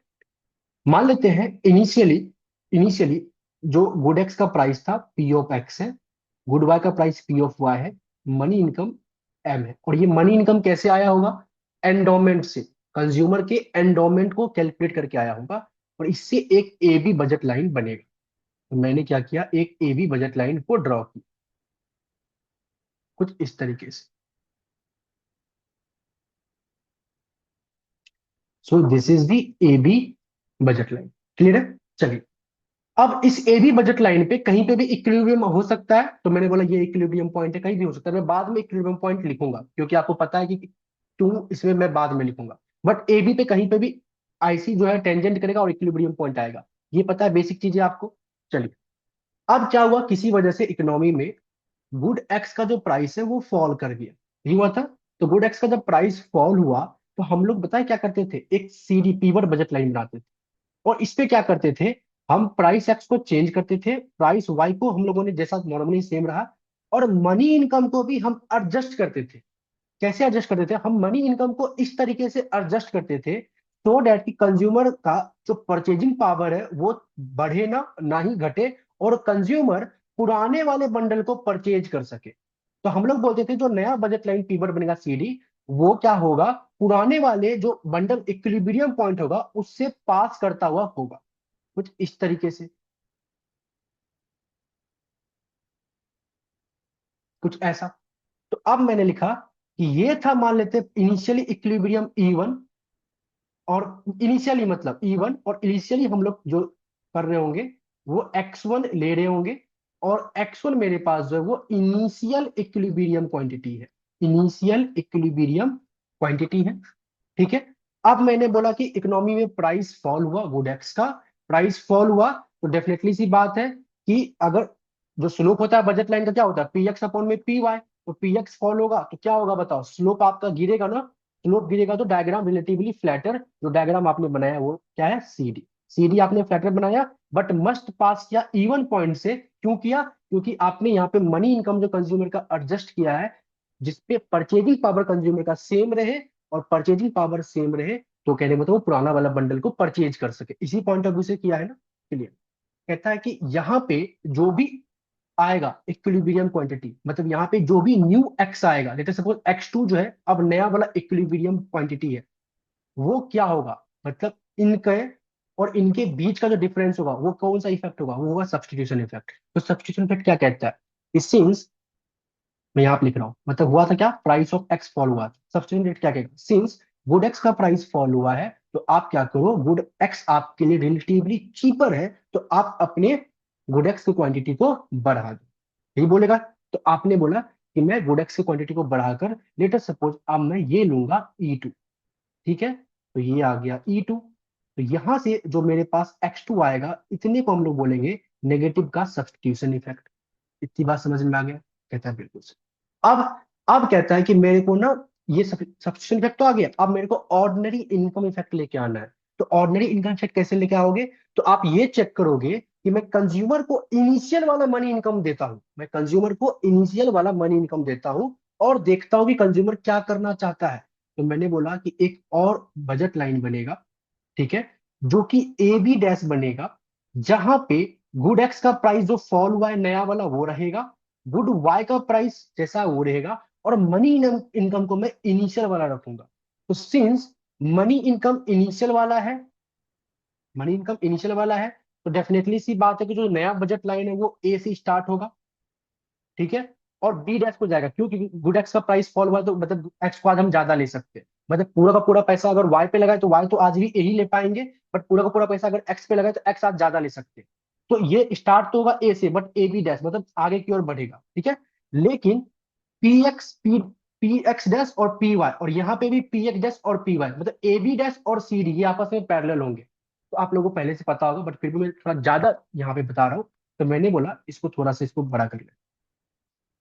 मैंने बोला एक और डायग्राम बनेगा। कौन सा डायग्राम?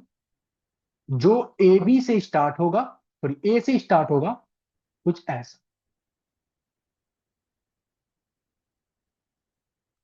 ये रहा ए बी डैश, ये एक नया डायग्राम आपके पास बन गया। क्लियर? कहता इस टाइम पे क्या होगा, इस टाइम पे कंज्यूमर की मनी इनकम बढ़ गई है। कंज्यूमर की मनी इनकम बढ़ गई है, परचेजिंग पावर बढ़ गई है। और हमें पता है, क्या पता है हमें, कि गुड एक्स जो है ना वो एक नॉर्मल गुड है। और अगर गुड एक्स एक नॉर्मल गुड है, तो नॉर्मल गुड के केस में अगर आपकी परचेजिंग पावर बढ़ती है, तो आप उसके गुड्स के क्वांटिटी को भी क्या करते हो, इंक्रीज करते हो।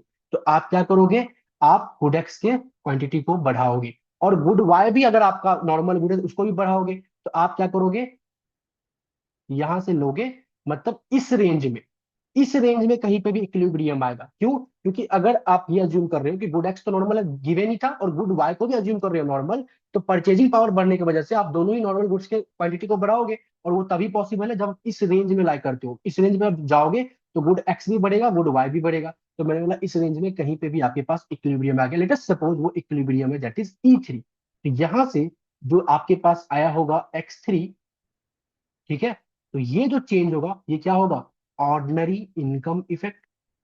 क्लियर हो गया? कहता है, ठीक है। कहता है, एक और लाइन बनेगा आज। कौन सा लाइन बनेगा? That is final budget line. क्या फाइनल बजट लाइन का क्या मतलब है? कहता है कि आपने जो कंज्यूमर का मनी इनकम को ये एम रख दिया पुराना वाला, आप तो मूर्ख। भाई कैसे मूर्ख हो? क्यों? क्योंकि कंज्यूमर का एंडोमेंट से ही मनी इनकम तय होता है। तो अगर गुडेक्स का प्राइस फॉल हुआ है, तो कंज्यूमर का एंडोमेंट के अकॉर्डिंग उसकी वेल्थ भी तो फॉल होगी।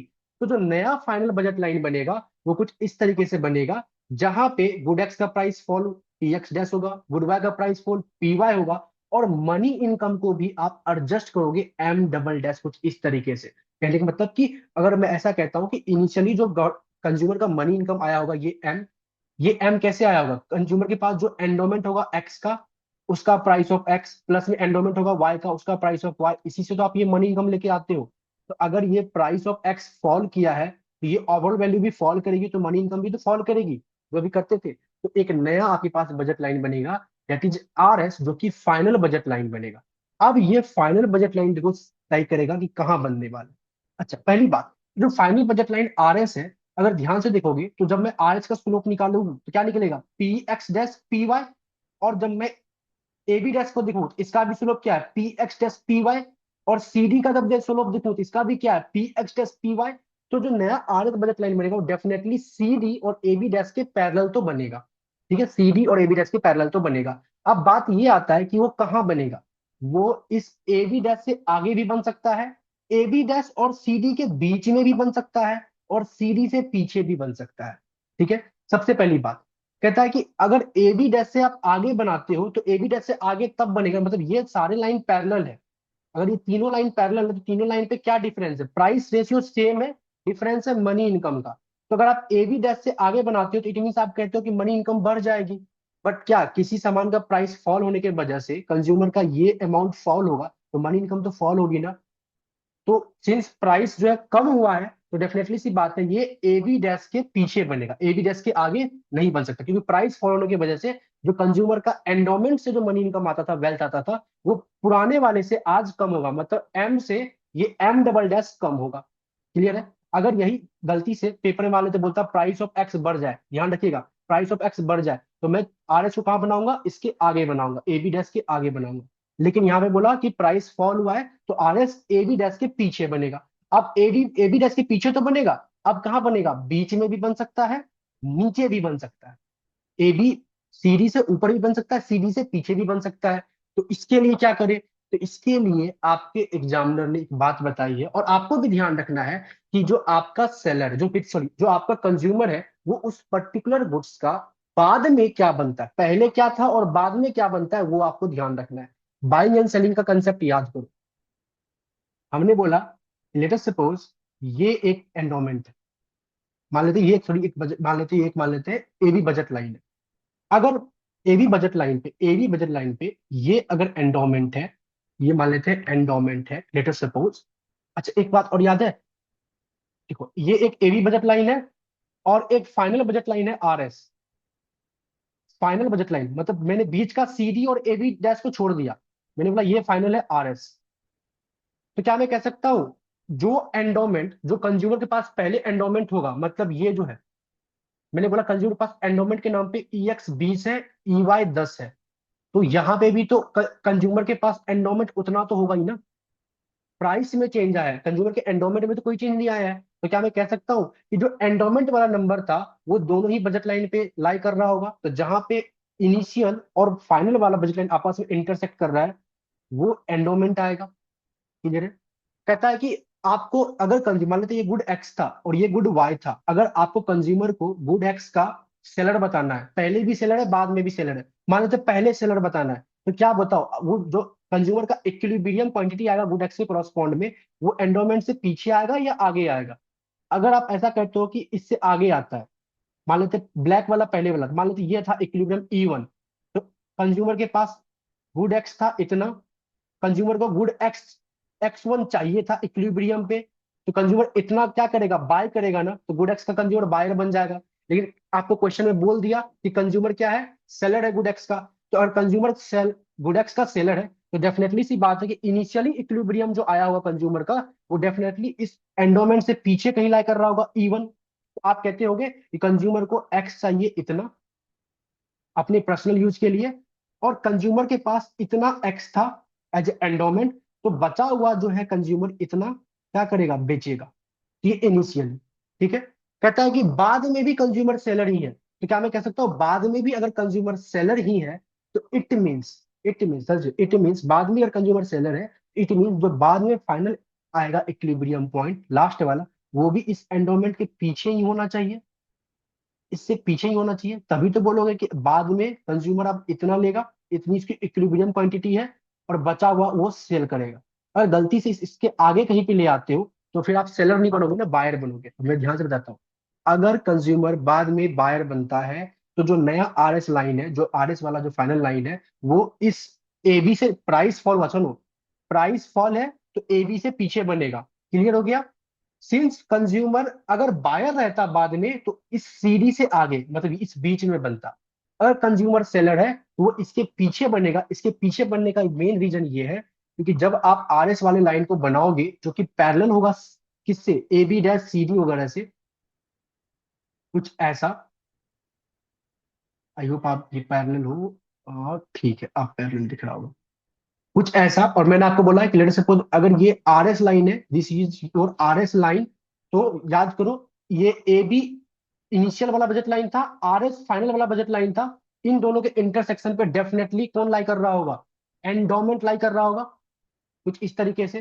तो आपने क्या बोला, अगर ये एंडोमेंट लाई कर रहा होगा तो इनिशियली कंज्यूमर का इक्विलिब्रियम पॉइंट E1 था, तो इनिशियली कंज्यूमर E1 से लेकर इतना जो अमाउंट होगा इसका सेलर होगा। बाद में भी कंज्यूमर का इक्विलिब्रियम को मेरे को क्या रखना पड़ेगा, इस W से पीछे ही रखना पड़ेगा। अब इस W से पीछे मैं कहीं पे भी रख सकता हूँ। तो मैंने बोला later suppose money income fall की गई है, तो मैं क्वांटिटी को कम भी लूंगा, तो कहीं पे भी मान लो, तो मैं यहाँ पे भी लिख सकता हूँ, इस E3 के नीचे यहाँ लिख सकता हूँ, इस E3 के पीछे यहाँ लिख सकता हूँ, इसके आगे यहीं लिख सकता हूँ, कहीं पे भी मैं रख सकता हूँ। ठीक है। तो नॉर्मली मेरे पास हाइपोथेटिकली एग्जांपल लेना है ना, मेरे को बाद में सेलर बताना है, तो इस W से पीछे बनेगा। और जब जब W से पीछे बनाओगे, मैंने बोला लेटर सपोज बाद में कंज्यूमर जो है ना, वो कुछ इस तरीके से होता है। मान लेते हैं उसकी बाद में मनी इनकम कम हुई, वेल्थ कम हुई, तो गुड एक्स की क्वांटिटी को कम करेगा। ये कंसेप्ट लगाते हैं, नॉर्मल गुड से तो गुड एक्स की क्वांटिटी को कम करेगा। तो E3 से मैं पीछे रख रहा हूँ, ये रख रहा हूँ मैं E4। कंसेप्ट है, कहीं मत रखना, लॉजिक लगाना कि अगर M डबल डैश पहले से कम हुआ है, तो मनी इनकम कम हुआ है, तो कंज्यूमर नॉर्मल गुड से क्वांटिटी को कम करेगा। तो अब आपके पास यहां से आएगा X4 जो कि फाइनल इसके पास डिमांड आएगा। और आज भी कंज्यूमर क्या करेगा, X4 से लेकर W तक इतना जो अमाउंट है पहले था, इसका वो सेलर ही बनेगा। अगर मान लेते ये बायर बनता, तो बायर बनने के लिए डेफिनेटली क्या होता, जो RS वाला लाइन होता वो इस CD के बीच में पास करता। जब CD और इसके बीच में आप RS वाली लाइन को पास कराते, कुछ ऐसा मान लेते, ये कुछ ऐसा बनाते। क्लियर है? तो देखो आपका एंडोमेंट कहाँ आता, आपका एंडोमेंट यहाँ आता, ये वाला दिख रहा है एंडोमेंट, ये वाला एंडोमेंट आता। और उस टाइम पे आप बायर बन जाते, तो आपको सेलर बनने के लिए नीचे लाना पड़ा। तो खेला पता है क्या है, कहाँ पे मेन इंपॉर्टेंट बात आपको समझनी है, मेन इंपॉर्टेंट बात आपको समझनी है कि जो फाइनल आर एस लाइन है वो सबसे पहले तो ए बी डैश से पहले तो जो फाइनल आर एस लाइन है वो सी डी और ए बी डैश के पैरेलल बनेगा। पैरेलल बनेगा तो ए बी डैश से आगे बनेगा या नहीं बनेगा। अगर गुड एक्स का प्राइस या गुड वाई का प्राइस, अगर प्राइस इंक्रीज हुआ है तो आगे बनेगा, नो डाउट। अगर प्राइस डिक्रीज हुआ है तो पीछे बनेगा। अब पीछे बनेगा तो वो सीडी के बीच में बन सकता है या सीडी से बाद भी बन सकता है। अगर जो कंज्यूमर है वो सेलर है तो सीडी के भी पीछे बनेगा, और बायर है तो ए बी और सीडी के बीच में यहां बनेगा। इतनी बात समझ में आ गई, सो डेट कि ये दोबारा से भी सेलर है। अब मैं आता हूँ अपने पॉइंट। जिन बच्चों को ये समझ में आ गया, बहुत अच्छी बात है, आपने अच्छे से कंसेप्ट पढ़ा है, आपको अच्छे से समझ में आ गया है। जिन बच्चों को समझ में नहीं आया है और आपने सब्सक्रिप्शन ले रखा है हमारी क्लासेस का, तो आप बाइंग एंड सेलिंग की जो मैंने आप लोगों को क्लास प्रोवाइड की है उसकी पहली क्लास, आई थिंक मैंने जो आपको यूनिट नंबर 1 क्लास प्रोवाइड किया है उसमें आई थिंक क्लास नंबर 19 होगा, वो चेक कर लेना। तो क्लास नंबर 19 को देख लेना, आपको समझ में आ जाएगा ये पूरा कंसेप्ट कैसे काम। अब मैं आता हूं अपने सॉल्यूशन। आई होप आपको डायग्राम समझ में आया गया होगा। चलिए, ये आपको सॉल्यूशन दिख रहा है? नहीं दिख रहा है तो एक सेकंड में दिखना स्टार्ट हो जाएगा। चलिए, सो मैंने सेम वही कंसेप्ट को यूज करते हुए यहाँ पे देखो, मैंने बोला कि हमारे पास क्या है, एक ए बी इनिशियल पर सेम डायग्राम जो मैंने बताया था उसी को मैंने फेयरली डायग्राम बना के यहाँ पे लिखा है आप लोगों के लिए। मैंने बोला हमारे पास एक ए बी बजट लाइन है, साफ साफ आपको दिख रहा होगा, ये रहा A B budget line. Clear है? चलिए, 1 सेकेंड गाइस। ठीक है, ए बी बजट लाइन हो गया। इसके बाद गुडक्स के प्राइस में फॉल हुआ तो पी बट बजट लाइन आया सी डी। सी डी भी दिख रहा होगा, जहां पे ए बी सी डी आपस में एक कट कर रहे हैं, वहां से मेरे पास इनिशियल इक्विलिब्रियम ई वन आया है। क्लियर है? फिर मैंने बनाया A B dash shifted budget line, जो कि ई टू है, ई वन से ई टू आगे जाएगा, सब्स्टिट्यूशन इफेक्ट लगेगा। वुडेक्स का प्राइस फॉल हुआ तो आप क्या करोगे, सामान को आपके लिए सस्ता बन गया तो आप ज्यादा परचेज करोगे। क्लियर है? फिर जाके मैंने क्या किया, कंज्यूमर के मनी इनकम को पुराने वाले मनी इनकम के बराबर डाल दिया, और चेक करना चाहता हूँ कि अब क्या इम्पैक्ट पड़ता है। तो पुराने वाले के बराबर डाल दिया तो एक नया बजट लाइन बना ए बी डैश, जो कि सी डी के पैरेलल है, और मनी इनकम बढ़ी है, परचेजिंग पावर बढ़ी है, दोनों गुड्स नॉर्मल है, तो इट मीन्स कंज्यूमर दोनों ही गुड्स के क्या करेंगे, चीजों को बढ़ाएंगे, मतलब डिमांड को बढ़ाएंगे। तो मेरे पास ये ई थ्री इक्विलिब्रियम पॉइंट आ गया। क्लियर है? और उसके बाद मैंने एक फाइनल बजट लाइन बनाया जहां पे मैंने लिखा ये एम डबल डैश, जहां पे कंज्यूमर की एंडोमेंट को भी फॉलो किया। अच्छा, इस सबको एम डबल डैश, ये एम, ये इसको थोड़ा एक्सप्लेन कर लेना, ठीक है? तो अब नया मेरे पास बनेगा आर एस। देखो आर एस को मैंने क्या किया है, ए बी डैश और सी डी उन दोनों से पीछे बनाया है, और जहां पे आर एस और इनिशियल बजट लाइन आपस में इक्वेट कर रहे हैं वहां पे मेरे पास एंडोमेंट है। और मैंने साफ साफ मेंशन कर दिया कि ये एंडोमेंट और इनिशियल इक्विलिब्रियम पे यहाँ पे भी आप सेलर थे, और ये एंडोमेंट और ई फोर पे, ई फोर देखो ई थ्री से पीछे आया, एक्स फोर एक्स थ्री से पीछे आया, क्यों? क्योंकि मनी इनकम कम हुई है तो नॉर्मल गुड्स का डिमांड आप कम कर दोगे। तो इस टाइम पे भी आप क्या हो, लेकिन सेलर ही हो, तो पहले भी सेलर थे बाद में भी सेलर हो, जो क्वेश्चन में बोला गया वो हम लोगों ने मीट किया। और हम लोगों ने सारे इफेक्ट, यहाँ पे सब्स्टिट्यूशन इफेक्ट लगा होगा, यहाँ पे ऑर्डिनरी इनकम इफेक्ट लगा होगा, सारे इफेक्ट को मैंने यहाँ पे मेंशन कर दिया। क्लियर है? चलो, और सुनिएगा, और यहां से जो डिफरेंस आएगा, जो बेसिकली ये बीच में एक्स थ्री और एक्स फोर का जो डिफरेंस आया होगा वो एंडोमेंट इनकम इफेक्ट लगा होगा। तो ये चीजें आप बेसिकली मेंशन कर सकते हो। अच्छा, मैंने क्या लिखा ध्यान दो। इनिशियली आप बात आती है कि आप व्हाट्सअप होते हो, ये भी तो बताना होगा। इनिशियली आप E1 पॉइंट को ले रहे थे, इनिशियली आप E1 बंडल को परचेज कर रहे थे, बाद में आप E4 बंडल को परचेज कर रहे हो। इनिशियली आप E1 को परचेज कर रहे थे, बाद में आप E4 को परचेज करो, डायग्राम को ध्यान से देखना क्या। और रेड कलर का जो लाइन है ये आपका इनिशियल बजट लाइन है, ठीक है? क्या ये जो E4 बंडल है ये बजट लाइन के अंदर लाई करता है, पुराने वाले बजट लाइन के? मतलब क्या E4 बंडल आपके इनिशियली भी अफोर्डेबल था?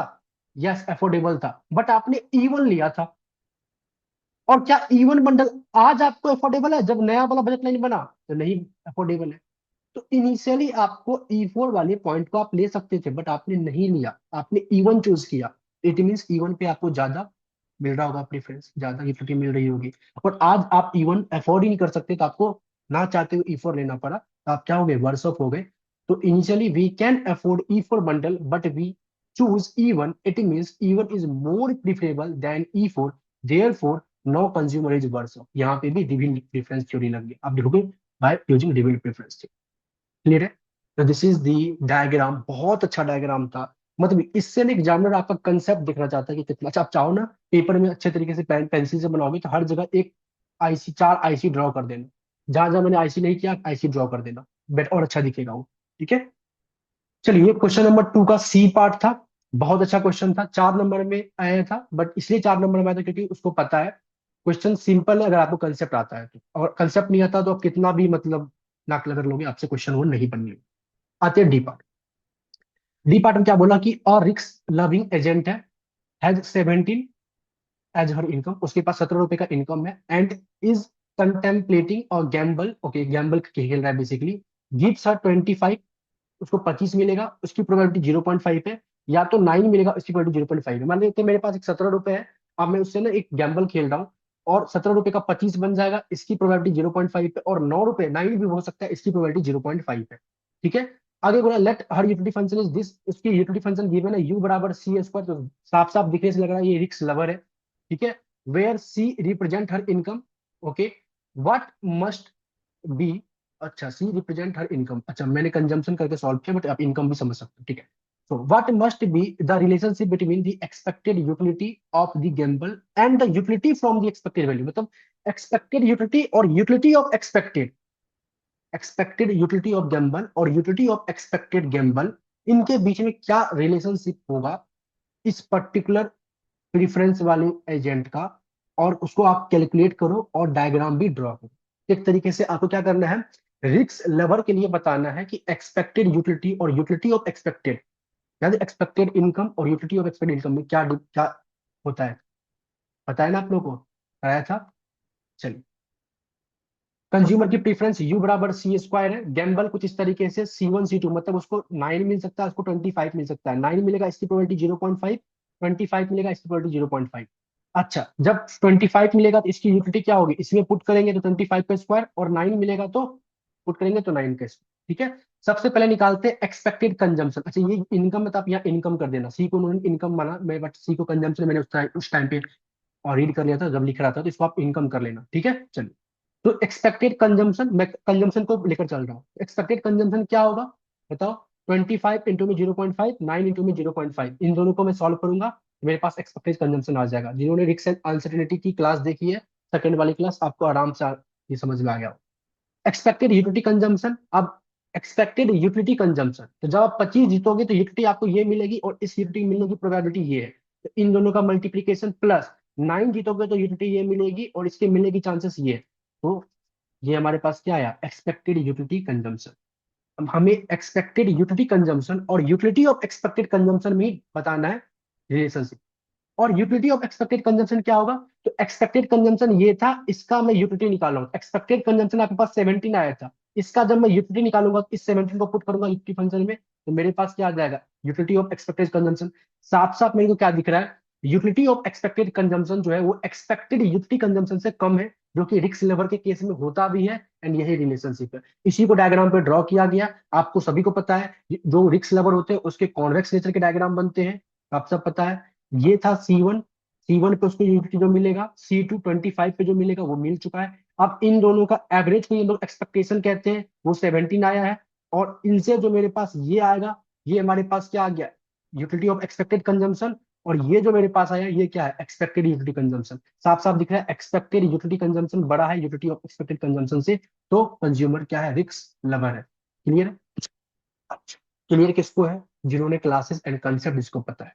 अब जिसको कंसेप्ट ही पता नहीं है, उसके तो दिमाग के ऊपर से जाएगा, तो मैं यहाँ पे कंसेप्ट तो बढ़ाऊंगा नहीं, कंसेप्ट बताने के लिए मतलब पूरा फिर तो 20 वीडियो, पूरा हर एक क्वेश्चन के अंदर में हर एक अलग अलग कंसेप्ट लगे हुए हैं, तो कंसेप्ट आने चाहिए आपको, उसके बाद आप डायरेक्टली एक सवाल कर सकते, क्वेश्चन कर सकते। चलिए, नेक्स्ट क्वेश्चन करते हैं हम लोग, देखते हैं। सो ठीक है, क्वेश्चन नंबर 2 का हम लोगों ने अभी डी पार्ट भी कर लिया है, मतलब 6 6 12 4 16 4 20 नंबर के और क्वेश्चन कर लिए, तो 40 नंबर के क्वेश्चन हम लोगों ने डिस्कस कर लिए। अब आते हैं हम लोग क्वेश्चन नंबर 3 के ऊपर, देखते हैं क्वेश्चन 3 क्या कहता है, कहाँ से स्टार्ट है 3 3। सो आई थिंक ठीक है, 3 क्वेश्चन जो है आपका यहाँ से स्टार्ट, देखिए दिख रहा होगा क्वेश्चन 3 आपको, तो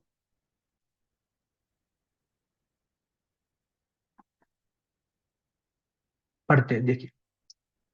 बोला कि Mrs Anupriya Jolly has T hour, ठीक है, एक एजेंट है जिसके पास टी आवर है, at her disposable, and her well behaved utility function is defined over leisure and composite consumption. एक एजेंट है, मान लेते हैं मैं हूँ, जिसका मैं छोड़ दो, आप में से मान लेते हैं कोई एक मिस अनुप्रिया है, ठीक है, जिसके पास काम करने के लिए टी आवर्स। अब टी आवर मतलब उसके पास टी आवर है बेसिकली एज एंडोमेंट। अब उस टी आवर में वो काम भी कर सकती है और आराम भी कर सकती है। काम करेगी तो पैसे कमाएगी, पैसे कमाएगी तो कंजम्पशन करेगी, तो कंजम्पशन उसका एक गुड है।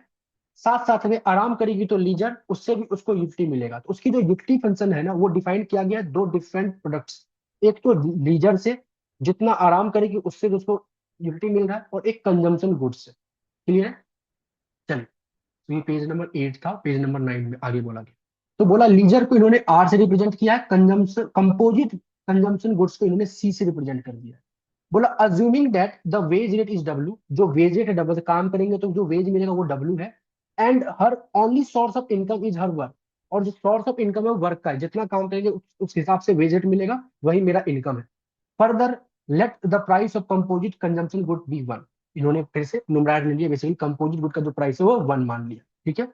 आपको बोला यूज दी स्लट्स की डिकम्पोजिशन इक्वेशन, स्लट्स की डिकम्पोजिशन इक्वेशन को यूज करो, ठीक है, विदाउट ड्रॉइंग और डायग्राम और प्रूविंग दी स्लट्स की इक्वेशन। आपको डायग्राम वगैरह ड्रॉ नहीं करना, कोई भी स्लट्स की इक्वेशन को प्रूव नहीं करना, नॉर्मली डिकम्पोजिशन को यूज करना है, मतलब कंसेप्ट को यूज करना है कि स्लट्स की क्या कहता है, कैसे वो substitution effect and income effect में ब्रेक करता है, ये बस आपको यूज करना है।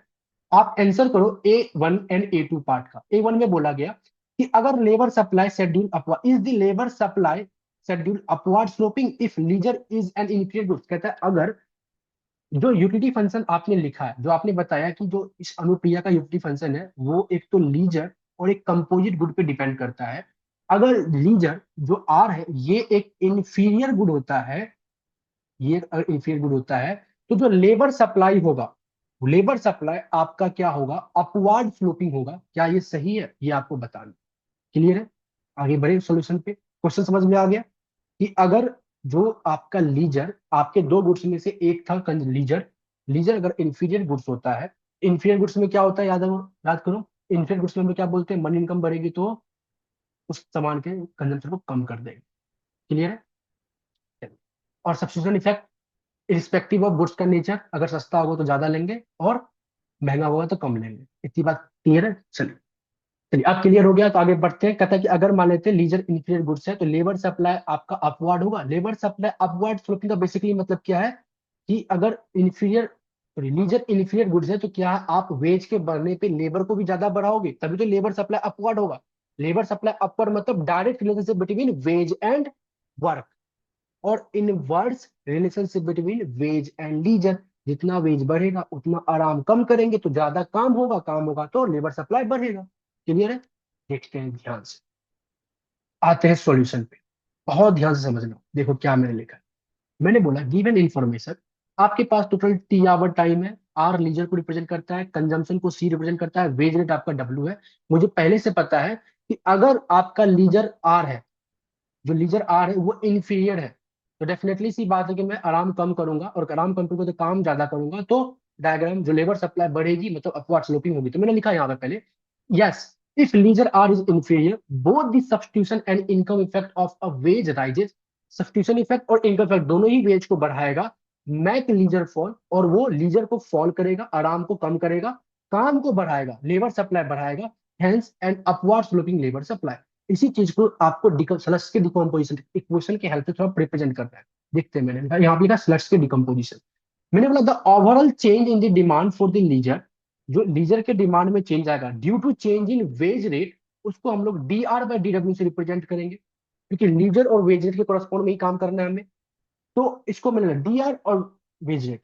और ध्यान सुनिएगा, लीजर क्या है, एक तो वेज रेट पे भी डिपेंड करेगा, एज वेल वेज रेट के चेंज होने पे। देखो, वेज रेट के चेंज होने की वजह से जो आप लीजर पे काम कर रहे हो, वो साथ साथ में वेज रेट के चेंज होने की वजह से जो आपकी परचेजिंग पावर, रियल इनकम में चेंज आ रहा है, उससे जो लीजर पे काम कर रहे हो वो दोनों इंपैक्ट आएगा ना। सब्सटीट्यूशन, सब्सटीट्यूशन भी आएगा, इनकम भी आएगा। सब्सटीट्यूशन वेज और लीजर में डायरेक्ट बताएगा, और इनकम में वेज के चेंज होने की वजह से जो रियल इनकम में चेंज आता है, और रियल इनकम में जो लीजर में चेंज आता है वो बताएगा। तो मेरे लिए जो डिकम्पोजिशन होगा वो कुछ इस तरीके से होगा। जो लीजर में चेंज होगा due to change in wage rate, वो कुछ ऐसा होगा, डेल आर बाय डेल डब्ल्यू, मतलब कि लीजर में चेंज होगा with respect to change in wage rate, keeping, यहाँ पे मैं कीपिंग मनी इनकम कांस्टेंट, मैंने यहाँ पे कंपोजिशन लगा दिया कीपिंग मनी इनकम कांस्टेंट। तो यहाँ से जो भी चेंज आएगा वो मेरे को सब्स्टिट्यूशन इफेक्ट बना बताएगा। और यहाँ पे मैंने बोला कि लीजर में चेंज आएगा due to change in money income, मतलब रियल परचेजिंग पावर तो चेंज हो रही है। और परचेजिंग पावर क्यों चेंज होगी, क्योंकि वेज आपका बढ़ रहा है। तो ये सेकेंड पार्ट है, तो मैंने इसको लिखा, देखो ध्यान से।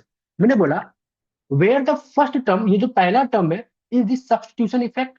जहां पे मैंने होल्ड किया, क्या होल्डिंग यूटिलिटी कांस्टेंट, जो यूटिलिटी है वो उसको मैंने कांस्टेंट माना।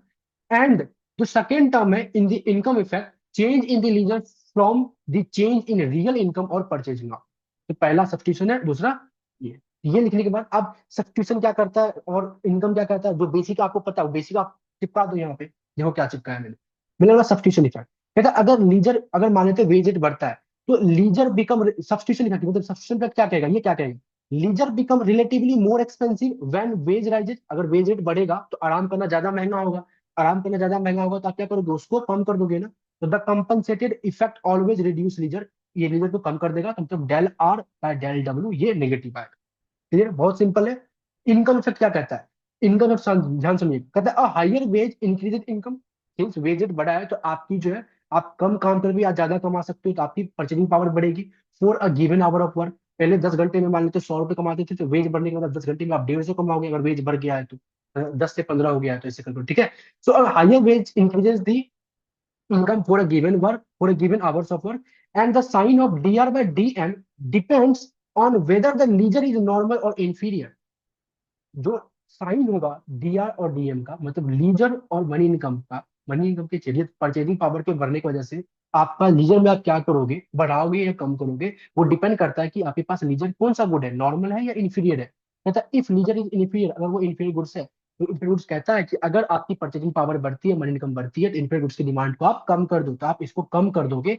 सो एज डब्ल्यू बढ़ेगा तो आप लीजर को कम कर दोगे। तो सब्स्टिट्यूशन इफेक्ट भी लीजर को कम कर रहा है और इनकम भी लीजर को कम कर रहा है। तो मैंने लिखा since both term are negative, so D R by D W negative आएगा, it means leisure falls and labour supply rises upward sloping. That's it, ये आपको लिखना था, प्रूफ करना था, बहुत सिंपल है। क्लियर है। सेकेंड पार्ट पढ़े इसका, आते हैं सेकेंड पार्ट में। ये था इसका बी पार्ट, पहला पार्ट बेसिकली फर्स्ट का ही, बेसिकली दूसरा पार्ट क्या कहता है, कहता है if the leisure demand schedule downward, sorry sorry, if ये is the leisure demand schedule downward sloping, या leisure demand schedule downward sloping होगा अगर जो अनुप्रिया जी का यूटिलिटी फंक्शन है वो परफेक्ट कॉम्प्लीमेंट हो and leisure is a normal good.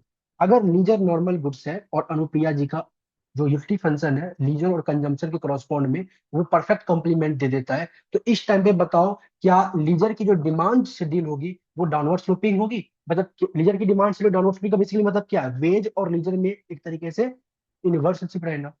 ठीक है, देखते हैं क्या बोल, आज भी डाउनलोड शॉपिंग होगी या नहीं होगी वो देख। मैंने क्या लिखा, नो, ये मैंने बाद में, मतलब मेरे को बाद में लिखना चाहिए, मतलब मेरे को मैंने पहले लिख दिया क्योंकि मैंने पहले सॉल्व कर लिया, इसलिए मैंने लिख दिया यहाँ पे कि no leisure demand is not downward sloping if leisure normal goods है और उसका यूटिलिटी फंक्शन अगर ये है। कैसे, ध्यान से देखो, तो आज मैंने थोड़ा हेल्प लिया कंसेप्ट, किस चीज का, तो कंसेप्ट का। मैंने बोला कि जो एजेंट है उसकी यूटिलिटी फंक्शन आज ये है, प्राइस ऑफ कंजम्पशन गुड ये है, वेज रेट डब्ल्यू है, टोटल टाइम इतना है, लीजर आर है, इनकम फ्रॉम वर्किंग ये। क्लियर है। मतलब जो अनुप्रिया का वर्किंग मतलब इनकम हो क्या होगा, वो जितना काम करेगी टोटल उसके पास वर्किंग आवर ये है, इनटू में वेज रेट, तो टोटल इनकम वो इतना अर्न कर सकती है। आर लीजर है, टोटल टाइम डब्ल्यू है, टी है, वेज रेट डब्ल्यू है, एंड सो ऑन सो। इससे अगर मैं बजट कंस्ट्रेंट लिखना चाहूँ तो लिख सकता हूँ मैं, अनुप्रिया क्या कर सकती है, कंजम्पशन कर सकती है कंपोजिट गुड का जिसका प्राइस 1 है, प्लस में आराम कर सकती है और आराम करने का प्राइस है wage rate, is equal to total money income डब्ल्यू इंटू में कैपिटल टी। टोटल कितना इनकम अर्न कर सकती है, तो टी आवर है उसके पास, तो टोटल टी आवर काम करेगी तो डब्ल्यू इंटू टी। तो this is the budget constraint by using this information. ठीक है। अब इक्विलिब्रियम कंडीशन क्या होता है परफेक्ट कंप्लीमेंट के अंदर में, incline R is equal to C, तो मेरे पास इक्विलिब्रियम कंडीशन यहाँ पे होगा आर इक्वल टू सी, इसको मैंने बजट कंस्ट्रेंट में पुट किया, तो मेरे पास आर मतलब leisure is equal to this आ गया। आर और डब्ल्यू मतलब कि मेरे पास directly R is equal to मतलब लीजर के डिमांड फंक्शन आ गया in respect of wage rate. अब मैं क्या कर रहा हूँ, लीजर के डिमांड को डिफरेंशिएट तो वेज रेट में डिफरेंशिएट जब करूंगा तो मेरे पास सॉल्व करके ये पॉजिटिव आ गया। मतलब यू बाय बी वाला फॉर्मूला लगा, यू का स्क्वायर यू इंटू में भी डी, बेसिकली यू भी है ना तो भी का स्क्वायर बी इंटू में D U by D X minus में जो आप लगाते हो परसेंट रूल वाला यू बाई बी वाला फॉर्मूला डिफरेंशिएशन में, वो लगा के हमने सॉल्व किया। तो मेरे पास D R by D W positive आया। और D R by D W positive का बेसिकली मतलब क्या है कि आज अगर वेज रेट बढ़ेगा तो मैं क्या करूंगा बताओ, लीजर कभी बढ़ाऊंगा। It means there is a direct relationship, और डायरेक्ट है तो therefore leisure demand is upward sloping, downward नहीं अपवार्ड है in this case, not downward slope. इसलिए मैंने लिखा कि नहीं, अगर लीजर आपका जो है नॉर्मल गुड्स है as well as utility function ये है, तो इस टाइम पे लीजर आपका डाउनवर्ड स्लोपिंग नहीं होगा, अपवर्ड स्लोपिंग होगा। साफ साफ ये दिख भी रहा है। दिस इज दी ए का टू का, सिंपल है। नेक्स्ट क्वेश्चन का देखते हैं। ठीक है, ये बी पार्ट हो गया। सी पार्ट, अब इसी थ्री का बी पार्ट देखते हैं। कहता है assuming that Anupriya, again Anupriya को लेके आया गया, बोला कि इसकी प्रीफरेंस आर कॉन्वेक्स, का प्रीफरेंस कॉन्वेक्स है ओवर आर एंड सी। तो आज प्रीफरेंस क्या है, कॉन्वेक्स है, ठीक है। And her wage rate increases from W not से डब्ल्यू वन, और वेज रेट इकोनॉमी में ना बढ़ जाती है। मान लीजिए इनिशियली डब्ल्यू नॉट थी, आप डब्ल्यू वन हो जाती है। तो बोला ड्रॉ करो एक डायग्राम को with R on the horizontal axis, जिसमें कि आप लीजर को हॉरिजॉन्टल एक्सिस पे रखो, और splitting the impact of ways increase, और वेज के बढ़ने से क्या करो, जो भी चेंजेस आएंगे आर में उसको आप स्प्लिट करो सब्स्टिट्यूशन इफेक्ट में और इनकम इफेक्ट में। Hence, demonstrate that an increase in the overtime wage rate always result in increase, non decreasing in labor supply। बहुत ध्यान से सुनिए। सबसे पहले तो आपको बोला कि क्या करो, आप उसको डिमोन्स्ट्रेट करो किसमें, सब्स्टिट्यूशन और इनकम फैक्टर में। और बताओ कि, चलो चलिए बताओ कि जो आपका लेबर सप्लाई होगा ना, वो इंक्रीज करेगा हमेशा। अगर वेज रेट बढ़ता है, सुनिएगा, अगर वेज रेट बढ़ता है तो आपका लेबर सप्लाई इंक्रीज करेगा हमेशा, ये बताओ। लेकिन बता दिया है, एक चीज और लिखा है, demonstrate that an increase in over time wage. ये नॉर्मल वेज तो बात नहीं कर रहा है, ये कहता है कि अगर ओवर टाइम वेज रेट बढ़ता है, मतलब मान लेते हैं आपकी वर्किंग आवर है 6 घंटे की, तो 6 घंटे के लिए तो आपको डब्ल्यू नॉट ही मिलेगा, मतलब 6 घंटे के लिए आपको पुराना पैसा ही मिलेगा जितनी नॉर्मल वेज है। लेकिन 6 घंटे से एक्स्ट्रा जो ओवर टाइम करोगे ना, तो ओवर टाइम पे आपको वेज बढ़ाकर मिलेगा। मतलब कि मान लेते हैं अगर नॉर्मल टाइम 6 घंटे वर्किंग आवर मान लेते हैं दिन का, तो उस वर्किंग आवर में मान लेते हैं आपको 10 रुपए पर घंटा के हिसाब से वेज मिल रहा है। तो जो आप ओवर टाइम काम करोगे ना, तो ओवर टाइम पे आपको 10 ना मिलकर 15 रुपए पर घंटे के हिसाब से वेज मिलेगा, जो नॉर्मल, समझ रहे हो ना बेसिकली। तो इस बात पे ध्यान रखना है। यहाँ पे बोल दिया कि ओवर टाइम पे, तो ध्यान सुनिएगा, ओवर टाइम पे कभी भी इनकम इफेक्ट नहीं लगने वाला, वहां पे सब्स्टिट्यूशन इफेक्ट ही नहीं लगेगा। क्योंकि हम लोग जब ओवर टाइम कर रहे होते हैं ना, तो वहां पे फिर हम लोग इनकम को, फिर इनकम इफेक्ट नहीं लगता। ओवर टाइम कर ही रहे थे हमको, मेरे को और काम करके और पैसा कमाना है, मेरे को आराम। ओवर टाइम को बेसिकली मतलब हम रीजन को छोड़ रहे हैं, ऐसा आप समझ लो। ठीक है, ध्यान से देखते हैं फिर मैंने कैसे लिखा है। फिर ध्यान से देखते हैं, कहता है कि इनिशियल बजट लाइन मेरे पास ये होगा, क्या सब होगा, कन मतलब इनिशियल बजट लाइन में क्या सब होगा, तो कंपोजिशन गुड का प्राइस वन, वेज रेट है डब्ल्यू नॉट, और जो अनुक्रिया की टोटल इनकम होगी डब्ल्यू नॉट इंटू में टी। इससे मेरे पास बजट लाइन ये बनेगा C W naught R W naught T, normally जहां जहां पे डब्ल्यू था वहां पे डब्ल्यू नॉट लगा दिया, और स्लोप होगा डब्ल्यू नॉट का। तो ये जो रेड कलर का आपको दिखा होगा, this is the initial budget line, जिसमें कि अगर पूरा का पूरा आप काम करोगे तो आप मैक्सिमम डब्ल्यू नॉट इंटू में टी इतना कंजम्पशन कर सकते हो, मतलब ये जीरो हो जाएगा तो C is equal to W naught into में टी आ जाएगा। और अगर आप पूरा का पूरा आराम करोगे, तो आप कितना आराम कर सकते हो, तो टी आराम कर सकते हो। मतलब पूरा आराम करोगे तो ये जीरो कर दो, तो ये कट जाएगा, आर इक्वल टू टी आ जाएगा। क्लियर है। मान लेते हैं इसमें ना आपके पास कोई एक पॉइंट था E1 जहां पे इक्विलिब्रियम पड़ जाए, मतलब कि इक्विलिब्रियम बता रहा था कि आप इतना आराम करोगे, और जो बाकी इतना काम करोगे तो इतना आपको कंजम्पशन आप कर पाओगे। तो ये मैंने इक्विलिब्रियम क्वांटिटी निकाला रैंडमली, क्योंकि डाउनवर्ड स्लोपिंग प्रेफरेंस है, कॉन्वेक्स प्रेफरेंस है, तो इस तरीके से। कहता वेज बढ़ गया, वेज बढ़ गया डब्ल्यू नॉट से डब्ल्यू वन हो गया। तो वेज बढ़ने के बाद अगर मेरे को इसको सब्स्टिट्यूशन एंड इनकम इफेक्ट में करना है डेमोन्स्ट्रेट, तो क्या करना पड़ेगा, वेज रेट के बढ़ने के बाद भी अगर सब्स्टिट्यूशन इफेक्ट लगाना है, तो मैं क्या करूंगा, अनुप्रिया के परचेजिंग पावर को सेम रखूंगा। तो मैंने क्या किया, जो कंपोजिट गुड का प्राइस है उसको सेम रखा, ठीक है। वेज रेट का जो प्राइस है उसको डब्ल्यू वन रखा। अच्छा, यहाँ पे आप एक चीज ये कर लेना, डब्ल्यू नॉट को पहले लिख लेना और वन को बाद में लिख लेना।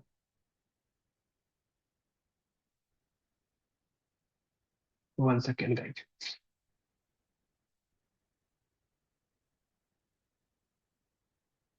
चलिए, जैसे ही ये आता है मैं देखता हूँ यहाँ पे। One second.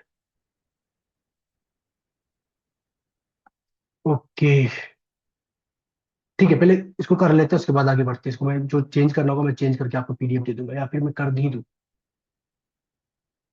इसको मैं लिखा पहले W0 1, क्योंकि गुड टू पे मतलब हॉरिजॉन्टल पे मैंने लीजर रखा है ना, इसलिए यहाँ पे मैं लिख देता हूँ W1, और यहाँ पे मैं लिख देता हूँ 1।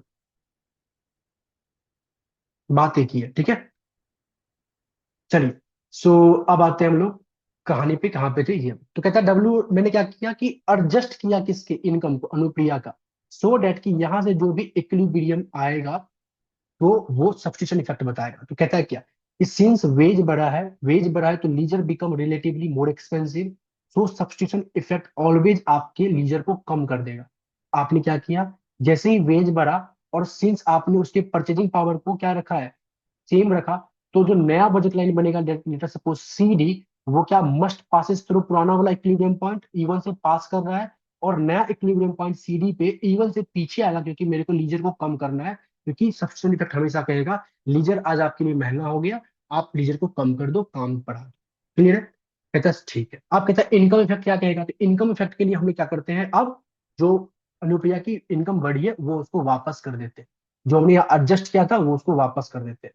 वापस जब मैंने किया तो मैं क्या कहता हूँ, वेज बढ़ने के बाद higher wage make the consumer rich, wage बढ़ा तो अब अनुप्रिया थोड़ा अपने आप को फील करेगी कि मैं अमीर हो चुकी हूँ। So and leisure is normal goods, और यहाँ पे हम लोग लीजर को नॉर्मल गुड्स समझ के चल रहे हैं, तो therefore due to wage बढ़ने से आप नॉर्मल लीजर को बढ़ा दो। क्लियर है? तो आपने क्या किया, वेज बढ़ने के बाद इनकम इफेक्ट कहेगा कि आप लीजर को बढ़ा दोगे। तो एक टाइम पे वेज बढ़ने के बाद सब्स्टिट्यूशन इफेक्ट आपके लीजर को कम कर रहा था, आर को कम कर रहा था, और इनकम इफेक्ट आपके लीजर को बढ़ा रहा था, वेज के बढ़ने पे आर को बढ़ा रहा था। लेकिन देखिएगा, फिर टोटल इफेक्ट डिपेंड करता है ऑन विच इफेक्ट डोमिनेट्स, जो टोटल इफेक्ट है वो डिपेंड करता है ना कि इनकम इफेक्ट डोमिनेट कर रहा है या सब्स्टिट्यूशन कर रहा है। अगर सब्स्टिट्यूशन इफेक्ट डोमिनेट कर रहा होगा तो कहने का मतलब अब आर को बहुत ज्यादा गिरा रहे हो और यहाँ से ज्यादा कम कर, मतलब ओवरऑल बेसिकली आपकी लीजर कम हो जाएगी। और अगर इनकम इफेक्ट डोमिनेट करेगा तो ओवरऑल आपकी लीजर बढ़ जाएगी। ये करते थे। लेकिन but when the wage increases apply only the overtime hour worked beyond the threshold, एक थ्रेशोल्ड सेट होगा, और जो इंक्रीज वेज है ना, उस थ्रेशोल्ड के बाद जब आप काम करोगे ओवर टाइम जिसको बोलते हैं, उस पे आपको इंक्रीजमेंट वाला वेज मिलेगा। The substitution effect apply over the over time segment, जो सब्सटीट्यूशन इफेक्ट है वो ओवर टाइम सेगमेंट पे अप्लाई होता है। And the income effect does not apply because the income at the normal wage portion has not change, क्योंकि normal wage के portion का तो इनकम चेंज ही नहीं हुआ है। आप ओवर टाइम जब काम करोगे लीजर को छोड़ के, तब तो वेज बढ़ेगा ना, तो यहाँ इनकम इफेक्ट आपका अप्लाई ही नहीं होगा। तो ओनली सब्सटीट्यूशन इफेक्ट जो ऑपरेट करेगा, and it always reduce the leisure, leisure को कम करेगा, एंड इंक्रीज करेगा लेबर सप्लाई को। Therefore an increase in, one second guys, I hope screen आपको विजिबल ना हो, मैं अगेन यहाँ से स्क्रीन शो करता हूँ, वन सेकेंड। चलिए, आई होप आपको अगेन स्क्रीन विजिबल होगा। ठीक है, सो कहाँ पे थे हम लोग? हाँ,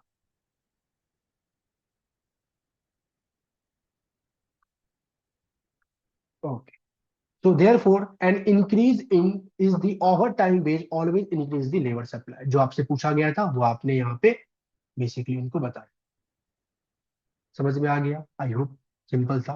ठीक है, चलिए, थोड़ा आपको ये समझना था कि वेज किस पे बढ़ रहा है, ये थोड़ा क्रिटिकल, अच्छा पॉइंट बात था इसमें। अब आते हैं सी पार्ट में। सी पार्ट तो बड़ा ही सिंपल। ए पार्ट 4 नंबर का था, बी पार्ट 6 नंबर का था, सिंपल था। सी पार्ट 10 नंबर का, और भी सिंपल, क्योंकि आप लोगों को कैलकुलेशन करना ज्यादा अच्छा लगता है। बोला गया कि let Anupriya utility function be represented by this, एक फंक्शन दे देगा आर पे पावर 0.5, सी पावर 0.5, तो एक तरीके से ये कॉफ डॉलर का फंक्शन है। बोला C faces a wage rate 4 hour and the price consumption C remain at 1। Wage rate है 4 का, प्राइस जो है कंजम्पशन का वो 1 है, तो प्राइस कंजम्पशन का 1 दे रखा है, वेज रेट 4, सारी वैल्यूज दे रखी न्यूमेरिकल टर्म्स में। बोला work is only the source of her income, work only source of income है, और her endowment is of time is 80 hour, और टोटल टाइम जिसके पास टी था, टी की वैल्यू 80 है। क्लियर है? W इज इक्वल टू 4 है, T इक्वल टू 80 है, और प्राइस ऑफ कंजम्पशन 1 है। पहले पार्ट में बोला find the optimum value of RC, तो नॉर्मली आपके पास कॉफ डॉगलस फंक्शन है, सारे प्राइस वगैरह गिवन है, आपको बोला सॉल्व करके R एंड C का वैल्यू निकालो, ऑप्टिमल पॉइंट निकालो, हो जाएगा। दूसरे पॉइंट में क्या बोला, assume that Anupriya is paid over time wage, उसको एक ओवर टाइम वेज पे किया जाता है at the rate 6 per hour, 6 per hour के हिसाब से, for the hour she put in beyond the initially optimum labour supply. Initially जो ऑप्टिमल लेबर सप्लाई है, इससे बियॉन्ड जब काम करती है तो अनुप्रिया को 6 रुपए पर आवर के हिसाब से क्या करना, पे किया जाता है। इनिशियली तक 4, उसके बाद 6 के हिसाब से करता है। तो कैलकुलेट करो her new optimal labour supply using her over time budget constraint. चले सॉल्यूशन पे। चलिए, सो स्क्रीन पे आपको सॉल्यूशन दिख रहा होगा। सबसे पहले हमारे पास यूटिलिटी फंक्शन गिवन है, wage rate double, initially veg rate 4 है, टोटल एंडोमेंट 80 है, प्राइस ऑफ कंजम्पशन गुड 1। तो मैंने क्या बोला कि कंजम्पशन करोगे उसके लिए आपको 1 रुपए का खर्च पड़ेगा, प्लस आराम करोगे तो 4 रुपए का खर्च पड़ेगा। टोटल आप कितना कमा सकते हो, तो 80 रुपए आपके पास, 80 घंटे हैं 4 रुपए के हिसाब से, तो ये आपके पास आ गया बजट कंस्ट्रेंट। क्लियर। और 80 घंटे है, काम करोगे तो 4 रुपए के हिसाब से वेज मिलेगा, तो 320 आपका वेज आ गया। आराम करोगे तो 4 रुपए आराम करने का प्राइस है पर घंटे का, और कंजम्पशन का प्राइस 1 है, तो 1 इंटू सी आ गया। This is the budget constraint. Equilibrium condition क्या होती है कॉप डगलस के अंदर में, M R is equal to price ratio, M R S del U by del R, del U by del C is equal to price ratio करोगे, ये आपके पास आएगा, क्योंकि इसको जब सॉल्व करोगे, इसका जब del U by del R निकालोगे तो क्या आ जाएगा, C as a constant treat किया जाएगा, आर पे पावर 0.5 होगा, 1/2 अंडर रूट आर, मतलब आर पे पावर 1/2 ही तो है, ये under root R under root C ऐसा ही तो है, तो 1/2 रूट आर आएगा। तो अंडर रूट सी अपन में 1/2 रूट आर, यहाँ पे अंडर रूट आर अपन में 1/2 रूट सी, सॉल्व करोगे तो आपके पास सी इक्वल टू 4 आर आ जाएगा। इसको आप पुट करोगे बजट कंस्ट्रेंट में, तो बजट कंस्ट्रेंट पुट करने के बाद आपके पास आर इक्वल टू 40, मतलब इनिशियली जो आपके पास ऑप्टिमल आया कि आप 40 घंटे आराम करोगे, कंजम्पशन करोगे कितने का, अगर 40 घंटे आराम करोगे तो 40 घंटे काम करोगे, L start tends for labour supply working hour, तो 40 घंटे आप क्या करोगे, काम करोगे, 40 घंटे काम करोगे तो आपके पास 4 के हिसाब से 160 रुपए मिलेंगे, और 160 रुपए से आप 160 रुपए का कंजम्पशन करोगे, क्योंकि 1 रुपए कंजम्पशन का प्राइस है। तो ये इनिशियली आ गया। कहते हैं अब आप कहते हैं बजट कंस्ट्रेंट निकालो। कहता है कि बजट कंस्ट्रेंट में क्या बोला था कि आप जो है सुनिएगा, अगर आप जो आपका पहले ऑप्टिमल पॉइंट आया था उतना ही काम करते हो तो आपको, तो आपकी जो बेसिकली आराम करने का या वेज रेट जो होगा वो 4 होगा, तो वेज रेट 4 होगा तो आराम करने का प्राइस भी 4 होगा। लेकिन अगर आप पहले वाले इनिशियल पॉइंट से ज्यादा काम करते हो तो आज आपके पास जो वेज रेट होगा, ध्यान सुनिएगा, आज आपके पास जो वेज रेट है वो 6 रुपीज का है, तो आज आप ज्यादा आराम करोगे तो 6 रुपए आपके मिस होंगे। ठीक है। लेकिन अगर आप काम करते हो तो क्या, कितना, अगर आप टोटल काम करते हो तो कितना मिलेगा, तो क्या बोला आपको कि थ्रेश होल्ड, मतलब जो 40 घंटे आप काम कर रहे हो इतना तो आपको मिलेगा 4 रुपए के हिसाब से, तो 160 मिलेगा। और रिमेनिंग 40 घंटे जो आराम कर रहे हो जिसको आप ओवर टाइम करोगे तो इसलिए मिलेगा आपको 6 के हिसाब से 240 मिलेगा। तो टोटल इनकम कितना कर सकते हो आप, 240, 160, टोटल 400 रुपए का आप इनकम अर्न कर सकते हो। तो this is the budget constraint over time threshold को लगाकर। अब अगेन इक्विलिब्रियम कंडीशन वही आएगा आज, लेकिन बजट कंस्ट्रेंट W1 की वैल्यू 6 लेके चलेंगे, और जो बजट कंस्ट्रेंट होगा वो सी ये वाला लेके चलेंगे। इसको सॉल्व करेंगे तो मेरे पास ये वैल्यू आ जाएगी, और इस वैल्यू में मेरे को साफ साफ दिख रहा है कि मैंने लीजर को कम कर दिया, वर्क को बढ़ा दिया, जिससे कंजम्पशन हमारी बढ़ चुकी। सॉल्व करोगे मतलब मैंने सॉल्व किया बेसिकली, सी बराबर 6 आर को यहाँ पे मैंने पुट किया तो मेरे पास आर की वैल्यू आ गई। अब जैसे ही आर की वैल्यू आ गई तो इस आर को मैं यहाँ पुट करूंगा तो मेरे पास सी की वैल्यू आ जाएगी, और जैसे ही सी की वैल्यू आ जाएगी तो मैं टोटल में से, मतलब टोटल जो मेरे पास 80 था इसमें से मैं आर स्टार को माइनस कर दूंगा, तो जो भी मेरे पास आएगा वो एल स्टार आ जाएगा, जो कि ये है बेसिकली, ये लेबर सप्लाई, तो ये इसी आएगा ना। क्लियर है। चलिए यहाँ तक समझ में आ गया। तो क्वेश्चन अगर देखें तो ये क्वेश्चन आपका ये खत्म हो गया यहाँ पे, तो ये भी क्वेश्चन आपका 20 मार्क्स का था। तो टोटल आज की क्लास में मैंने आप लोगों के साथ 3 क्वेश्चंस डिस्कस किए। वैसे क्वेश्चन 3 थे, बट देखा जाए तो टोटल 9 से 10 क्वेश्चंस थे, हर एक में 3 या 4 4 पार्ट थे। तो बेसिकली 10 11 क्वेश्चन डिस्कस, जो कि 60 मार्क्स का क्वेश्चन था, प्रोपोर्शन था। तो ऑलरेडी हम लोग अगर आप ये क्वेश्चन इतना कर लेते पेपर में तो 60 नंबर तो ऐसे भी आ गया। जो रिमेनिंग क्वेश्चन है मैं नेक्स्ट क्लास में बेसिकली आप लोगों के साथ डिस्कस करूंगा।